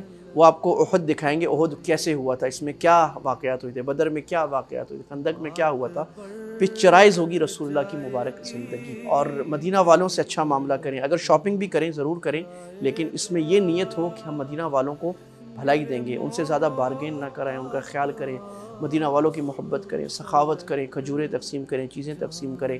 اور مدینہ میں صلاۃ و سلام اور درود شریف کوشش کریں دن میں 1000 مرتبہ ہو جائے، چلتے پھرتے، اٹھتے بیٹھتے، مسجد نبوی سے آتے جاتے۔ اور تصور کریں، میں تو چونکہ پڑھاتا رہا ہوں تو مسجد نبوی میں جاتا ہوں تو تصور کرتا ہوں یہاں پر یہ ہو رہا ہوتا ہوگا، یہاں تک یہ ہو رہا ہوتا ہوگا۔ یہ جو ریاض الجنہ ہے، اگر اس کو آپ غور سے دیکھیں تو ریاض الجنہ میں اتنے آثار، ایک ایک قدم پر کتنے واقعات ہوئے ہوئے۔ ایک ستون سامنے ہے جس کا نام ہے استوانہ ابی لبابہ۔ یہاں ابو لبابہ ایک بڑے صحابی تھے جو تبوک میں پیچھے رہ گئے تھے، انہوں نے اپنے آپ کو باندھ دیا تھا کہ جب تک اللہ کے نبی اور اللہ ہماری توبہ قبول نہیں کریں گے ہم کھولیں گے نہیں۔ استوانہ ابو لبابہ اوپر لکھا ہوا ہے۔ استوانہ عائشہ ہے وہاں پر ریاض الجنہ ہی میں، جہاں پر حضرت عائشہ رضی اللہ عنہ عبادت کیا کرتی تھی۔ استوانۃ السریر ہے جہاں پر رسول اللہ صلی اللہ علیہ وسلم کی، وہ جالی کے ساتھ ہے، ریاض الجنہ میں جو لیفٹ پہ جالی ہے اس کے ساتھ استوانۃ السریر اور استنارۃ الحرس ہے، وہاں رسول اللہ کی چارپائی رکھی جاتی تھی، اعتکاف میں آپ وہاں عبادت کرتے تھے۔ اور استوانۃ الحرس ہے جہاں رسول اللہ کا پہرا دیا جاتا تھا، یہ ستون ہے وہاں پر۔ اور سامنے استوانۃ النخلہ ہے، جو دیوار آگے ریاض الجنہ کی دیوار ہے نا، جو محراب والی دیوار، وہاں ایک بڑا ستون ہے، اس پہ کھجور کے درخت کی ڈرائنگ اوپر بنی ہوئی ہے، بلکہ وہ کارونگ ہوا ہے۔ یہ وہ ہے جو نخلہ تھا، اللہ کے نبی صلی اللہ علیہ وسلم جب خطبہ دے رہے تھے تو آپ کھجور کے جیسے درخت ہے اس کے ساتھ ٹیک لگا کے آپ خطبہ دیا کرتے تھے۔ تو ایک بڑھئی نے کہا یا رسول اللہ میں آپ کے لیے سیڑھی بنا دوں، آپ اتنا لمبا بیان کرتے ہیں، آپ اس میں بیٹھ جائیں۔ آپ سیڑھی پر بیٹھ گئے، جب بن گئی تو وہ درخت زور سے رونے لگ گیا، ہو کر کے اتنا رویا، اتنا کہ پورے مسجد نبوی نے اس کی آواز سنی، اور اللہ کے نبی نے اس کو ایسے تسلی دی جیسے بچے کو تسلی دیتے ہیں، اور وہ ہچکیاں مارتے مارتے زمین میں دفن ہو کے چلا گیا۔ درختوں کو بھی ہمارے نبی صلی اللہ علیہ وسلم سے اللہ میں ویسی ہی محبت عطا فرمائے۔ میں سوچتا ہوں اللہ کے نبی صلی اللہ علیہ وسلم کا گھر یہ لیفٹ طرف ریاض الجنہ میں، تو بائیں طرف جہاں جالی ہے اللہ کے نبی کے حضرت عائشہ کا گھر، حضرت صفیہ رضی اللہ تعالیٰ کا، حضرت ام سلمہ کا گھر اس طرف تھا۔ اللہ کے نبی وہاں سے نکلتے ہیں، مسجد نبوی میں آتے ہیں، ایک حلقہ لگا ہوا ہے علم کا، جو علم قرآن و حدیث کی باتیں علم پھیلا رہے ہیں، ایک دوسرے کو سمجھا رہے ہیں، بات سیکھ رہے ہیں، اور ایک حلقہ لگا ہوا ہے ذکر کا، جہاں سے لوگ اللہ سبحان اللہ الحمدللہ لا الہ درود شریف ذکر کر رہے ہیں۔ آپ دونوں کی تعریف کرتے ہیں، لیکن آپ علم والے حلقے میں بیٹھ جاتے ہیں، اور آپ فرماتے ہیں انما بعثت معلما، اللہ نے مجھے معلم، ٹیچر، استاد بنا کے بھیجا ہے، سیکھنے سکھانے والا۔ ہم سیکھنے سکھانے والے حاجی بنے، ایسے نہ ہو کہ ہم چٹے جائیں چٹے واپس آ جائیں، یہ ہمیں بہت شکوہ ہے۔ بعض حاجی حضرات جاتے ہیں، ایک دفعہ کتاب کھول کے نہیں پڑھتے۔ بھئی آپ اللہ کے نبی کی زندگی کو پڑھیں، قرآن کو سمجھنا شروع کریں، مسائل علماء سے پوچھیں، سمجھدار کنسیڈریٹ حاجی بنیں، تاکہ پڑھے لکھے آئیں۔ اللہ کے نبی کی ٹھنڈک، آپ کی محبت، آپ کا برداشت، آپ کا صبر، آپ کی تواضع، اللہ کے نبی صلی اللہ علیہ وسلم کا امت کا درد، یہ لے کے آئیں، اور وہاں پوری امت آئی ہوئی ہے، دعوت دیں، پوری امت کو دین کی بات کریں، جائیں اور سب کو دین کی اچھی بات کریں، خود عبادتوں میں لگیں، سیکھنے والے بنیں۔ وہاں مسجد نبوی کے اوپر ایک لائبریری بھی ہے، جو گیٹ نمبر 6-7 کے اوپر جا کے، اس میں ضرور جائیں۔ وہ زیادہ تو عربی ہے، لیکن اس میں اردو بھی کتابیں بھی رکھی ہوئی ہیں، انگلش کی بھی رکھی ہوئی ہیں۔ آپ کو اندازہ ہوگا کہ مسلمانوں کی میراث اور ہیریٹیج کتنا بڑا ہے۔ اتنی بڑی لائبریری، تفسیر کی کتابیں تو ہزاروں ہیں، حدیث کی تو ہزاروں ہیں، تو ہمیں ایک عظمت ہوگی کہ یہ ہمارا علم اور یہ ہمارا ذخیرہ ہے۔ ریاض الجنہ، روضہ جنہ جس کو کہتے ہیں عربی میں، اس کا وقت لینے کا اب چونکہ انہوں نے ایپ سے کر دیا ہے، تو نسک ایپ یا دوسری ایپ، تو آپ کو ایپ سے لینا ہے، یا آپ کے گروپ والے آپ کے لیے اجتماعی ٹائم لیں گے، آپ اسی میں جائیں۔ کوشش کریں جھوٹ بول کر، دھوکہ کر کے، یا کوئی ایسے کسی کو جل دے کے آپ ریاض الجنہ میں نہ جائیں، یا کوئی اور غلط کام نہ کریں اصولوں کی پابندی سے، اور جب نکلے مدینہ سے تو رسول اللہ کی محبت سے سرشار واپس اپنے وطن کی طرف لوٹ جائیں۔ اللہ ہم سب کو اپنے نبی صلی اللہ علیہ وسلم کی محبت عطا فرمائے۔ وآخر دعوانا الحمدللہ رب العالمین۔ امام ابو حنیفہ اور احناف کے نزدیک نہیں پڑھ سکتے، البتہ عصر کے بعد طواف کر سکتے ہیں۔ اگر آپ نے عصر کے بعد طواف کر لیا تو آپ واجب الطواف مغرب کے بعد یا بعد میں مکہ کے قیام کے دوران کسی بھی وقت پڑھ سکتے ہیں۔ احناف کے نزدیک نہیں پڑھ سکتے، امام شافعی، امام احمد، باقی حضرات کے یہاں پڑھ سکتے ہیں۔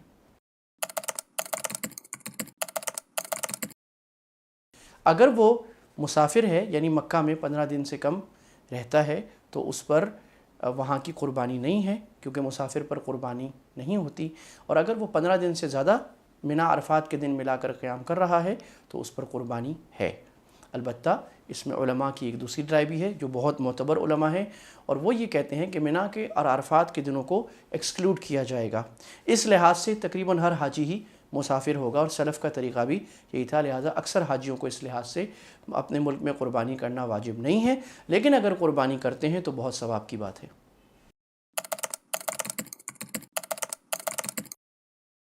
جن خواتین کو ایام آ جائیں وہ حج کے سارے افعال کر سکتی ہیں، منی بھی کر سکتی ہیں، مزدلفہ بھی کر سکتی ہیں، رمی بھی کر سکتی ہیں، قربانی بھی کر سکتی ہیں، احرام سے نکل بھی سکتی ہیں، صرف ان پر مسجد حرام کے اندر جا کر طواف کرنا منع ہے۔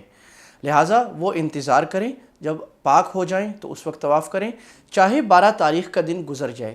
باقی عام لوگوں میں اگر 12 تاریخ کی مغرب گزر جائے اس کے بعد وہ حج کا فرض طواف زیارت کرے تو دم آئے گا، لیکن جو خواتین عذر کی وجہ سے رک گئی ہیں ان پر دم نہیں آئے گا، وہ 13، 14، 15 جب بھی پاک ہوتی ہیں اس وقت طواف کر سکتی ہیں۔ نیز خواتین کو چاہیے کہ جن کے پیریڈز کے دن یہ ہیں، ان کو ذرا اندازہ ہے، معلوم ہے، وہ پہلے سے پیریڈز روکنے والی پلز کھا لیں، یہ زیادہ اچھی پلاننگ ہے۔ ایک تیسری صورت یہ ہوتی ہے کہ بعض خواتین ان کے ان دنوں میں ایام بھی آ گئے اور ان کی فلائٹ مثلاً 13 کو 13 ذی الحجہ کو ہے، اور وہ پاک نہیں ہو رہی، اور ظاہر ہے اگر وہ حج کا فرض طواف کیے بغیر چلے گئی تو ان کا حج نہیں ہوگا۔ ان کے لیے علماء نے پھر ایک گنجائش یہ دی ہے، اور یہ بہت ریئر صورت ہے، اس پہ جانا نہیں چاہیے، بہت آخری گنجائش ہے کہ پھر وہ اسی حالت میں اچھی طرح پاک ہو کر جتنا ہو سکتا ہے غسل کر کے جلدی سے طواف کر لیں، اور پھر ان کو ایک بڑا دم یعنی اونٹ یا گائیں یا 7 حصے دم کے دینے پڑیں گے۔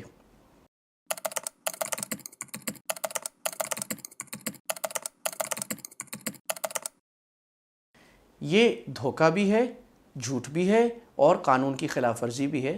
آپ خود سوچئے، سمجھدار ہیں کہ کیا ایک مستحب کام کے لیے جو ایک شوق کا کام ہے صرف، کیا جھوٹ بولنا، دھوکہ کرنا جائز ہے؟ بعض لوگ کہتے ہیں کہ وہ کون ہوتے ہیں ہمیں روکنے والے، تو وہ تو کوئی بھی نہیں ہوتے، لیکن اللہ نے ان کو وہاں کا بڑا بنایا ہے، اور اللہ ہر چیز کو دنیا میں ایک نظم سے چلاتا ہے، اور یہ نظم انہوں نے تجربے سے اور یہ ڈسپلن انہوں نے مینٹین کیا ہے کہ پہلا حق مطاف میں احرام والوں کا ہے، اس کے بعد جو دوسرے لوگ ہیں وہ آئیں، لہٰذا آپ کو اچھا لگے نہ لگے رول ماننا پڑے گا۔ اچھا مسلمان اچھا انسان ہوا جو رول مان کے چلے، اپنی منمانی نہ کریں۔ لہٰذا آپ فرسٹ فلور پہ طواف کر لیں۔ فرسٹ فلور پہ اگر آپ نیچے گراؤنڈ فلور پہ آپ 3 طواف کرتے ہیں، فرسٹ فلور پہ 1 طواف کریں گے، اللہ آپ کو ثواب اس سے زیادہ ہی انشاءاللہ عطا فرمائیں گے، کیونکہ اللہ کے یہاں نیکیوں کو تولا جاتا ہے، گنا نہیں جاتا۔ زوال سے پہلے بالکل جائز نہیں ہے، اللہ بعض ائمہ کے نزدیک جائز ہے، لیکن اکثر ائمہ کے نزدیک جائز نہیں ہے۔ لہذا 11 اور 12 تاریخ کو زوال سے پہلے رمی نہیں کرنی چاہیے۔ مغرب کے بعد معذور کے لیے جائز ہے، بیمار کے لیے جائز ہے، خواتین کو اگر مشکل ہو ان کے لیے جائز ہے، یا اگر حکومت نے ڈسپلن اور ایڈمنسٹریشن ہی کسی کیمپ کے لیے یہ بنایا کہ آپ مغرب کے بعد جائیں، تو مغرب کے بعد، عشاء کے بعد، فجر سے پہلے کسی وقت بھی رمی کر سکتے ہیں۔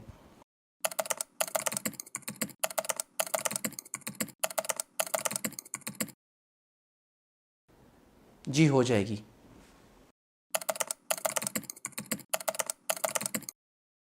اصولی بات یہ سمجھیے کہ مسجد عائشہ یعنی تنعیم سے یا حدود حرم سے باہر جا کر احرام باندھ کر اندر آ کر عمرہ کرنا جائز ہے۔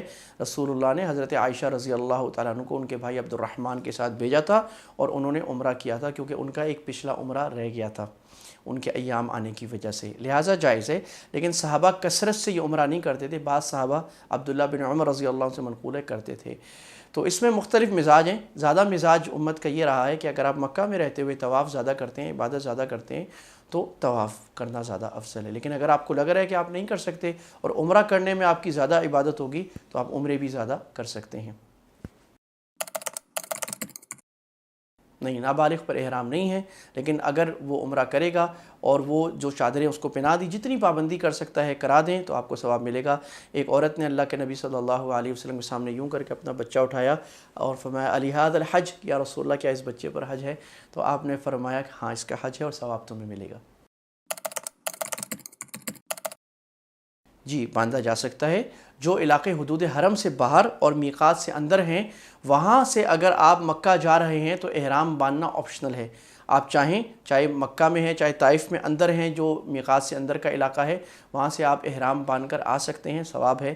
البتہ اگر کوئی میقات سے آئے گا اور سیدھا مکہ آنے کی نیت سے آئے گا تو اس پر احرام باندھنا واجب ہو جائے گا۔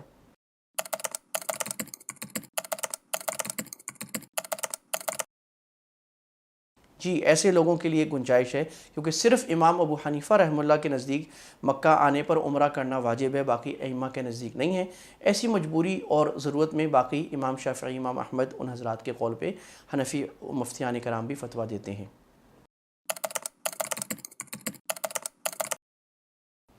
اگر تو وہاں سے حرم کی صفیں کچھ نہ کچھ نظر آ رہی ہیں اور وہاں کے لوگ نظر آ رہے ہیں، ان کی آواز آ رہی ہے، تو آپ اقتداء کر سکتے ہیں، اور اگر صحن میں کوئی بھی صف نہیں ہے تو پھر اقتداء جائز نہیں ہے۔ سگریٹ پینا تو اچھی بات نہیں ہے، اور یہ پروون دنیا میں سلو کینسر ہے، اس لیے مکروہ تحریمی اور بعض علماء کے نزدیک حرام ہے۔ البتہ اس سے احرام نہیں ٹوٹتا اور نہ دم واجب ہوتا ہے۔ اب اگر آپ 2 صورتیں، یا تو آپ کسی میقات پہ واپس آ جائیں، چاہے آپ جدہ کے ساتھ والی میقات پہ آ سکیں یا کسی اور میقات پہ، طائف والی میقات پہ جا سکیں، تو پھر آپ کو دم نہیں پڑے گا، اور یا پھر آپ اپنا اب احرام جب آپ کو یاد آیا ہے مکہ میں آ کے یا جدہ میں کہیں بھی، آپ احرام باندھ لیجئے اور اپنا عمرہ ویسے ہی پورا کیجئے، اور آپ ایک دم بھی ادا کر دیجئے۔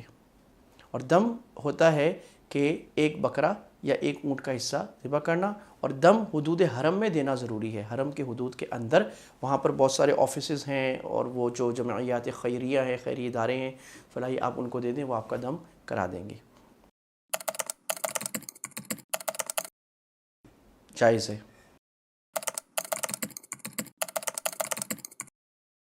ان کو صدقہ دے دینا چاہیے، البتہ دم واجب نہیں ہوا، دم صحبت سے واجب ہوتا ہے، اور اگر حج سے پہلے کر لیا، احرام باندھ کر احرام کی حالت میں حج عرفات پورا ہونے سے پہلے، تو پورا حج باطل ہو جاتا ہے۔ اور اگر یہ صحبت میاں بیوی نے احرام یعنی حج کے باقی ارکان کر لیے تھے، احرام کھول دیا تھا اور ابھی طواف زیارت نہیں کیا تھا، طواف زیارت سے پہلے میاں بیوی نے آپس میں صحبت کر لی، تو ایک بڑا دم یعنی اونٹ یا گائے کا دم قربانی کرنا حرم کے حدود میں واجب ہو جاتا ہے۔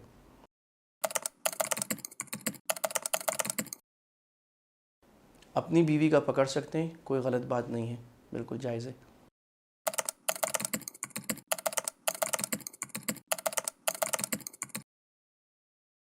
علماء کی ایک بڑی جماعت یہ کہتی ہے کہ آپ کے چونکہ منی عرفات کے بیچ کے دن آ جائیں گے، لہٰذا آپ مسافر ہی رہیں گے، منی عرفات سے سفر آپ کا ٹوٹ جائے گا، وہ ایک الگ علاقہ ہے۔ اور بعض علماء یہ کہتے ہیں کہ یہ ایک ہی ہے، لہٰذا آپ اس میں مقیم رہیں گے، آپ نمازیں پوری پڑھیں گے۔ آپ کو جن علماء سے تعلق ہے، جن کی رائے پر اطمینان ہے، آپ ان کی رائے پر چلیں۔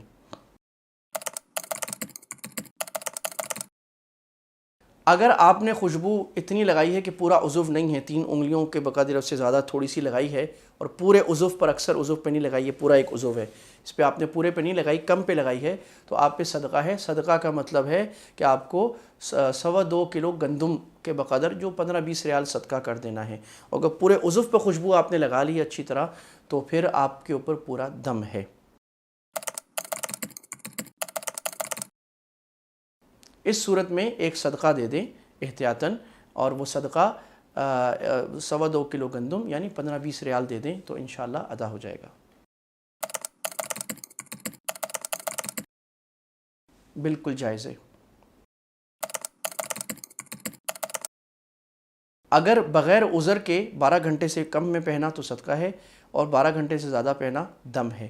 البتہ اگر عذر کی وجہ سے پہنا، کوئی بوڑھا ہے، مریض ہے، اس کو قطرے آتے ہیں، تو وہ پھر صدقہ بھی دے سکتا ہے، چاہے 12 گھنٹے سے زیادہ پہنے۔ اور اس میں حدیث اصل ہے حضرت کعب بن عجرہ کی حدیث، کہ ان کے سر پر جوئیں آتی تھیں، اور انہوں نے اللہ کے نبی صلی اللہ علیہ وسلم نے فرمایا یؤذی کہ حوامک، کیا تمہیں تمہاری جوئیں تنگ کر رہی ہیں؟ انہوں نے کہا جی تنگ کری۔ آپ نے کہا بال کٹا لو اور صدقہ دے دو، یا روزے 3 دن پہلے اور 7 دن حج کے بعد رکھ لو۔ دم تو واجب نہیں ہوگا، لیکن یہ بہتر نہیں ہے۔ احرام میں تو اللہ سبحانہ و تعالیٰ کو وہ حاجی اچھا لگتا ہے جو بکھرے بالوں والا اور میلے جسم والا ہو، یعنی وہ زیادہ زیب و زینت کے آثار اس کے بعد نہ ہو۔ تو بہتر ہے کہ خواتین نہ میک اپ کریں، نہ زیادہ زیور پہنیں، سادہ کپڑے پہن کے سادی حالت میں رہیں۔ اگر آپ کا عمرے کا طواف ہے یا حج کا طواف ہے، تو پھر آپ نہیں کر سکتے، الا یہ کہ آپ معذور ہیں۔ اگر آپ کریں گے آپ کا طواف نہیں ہوگا۔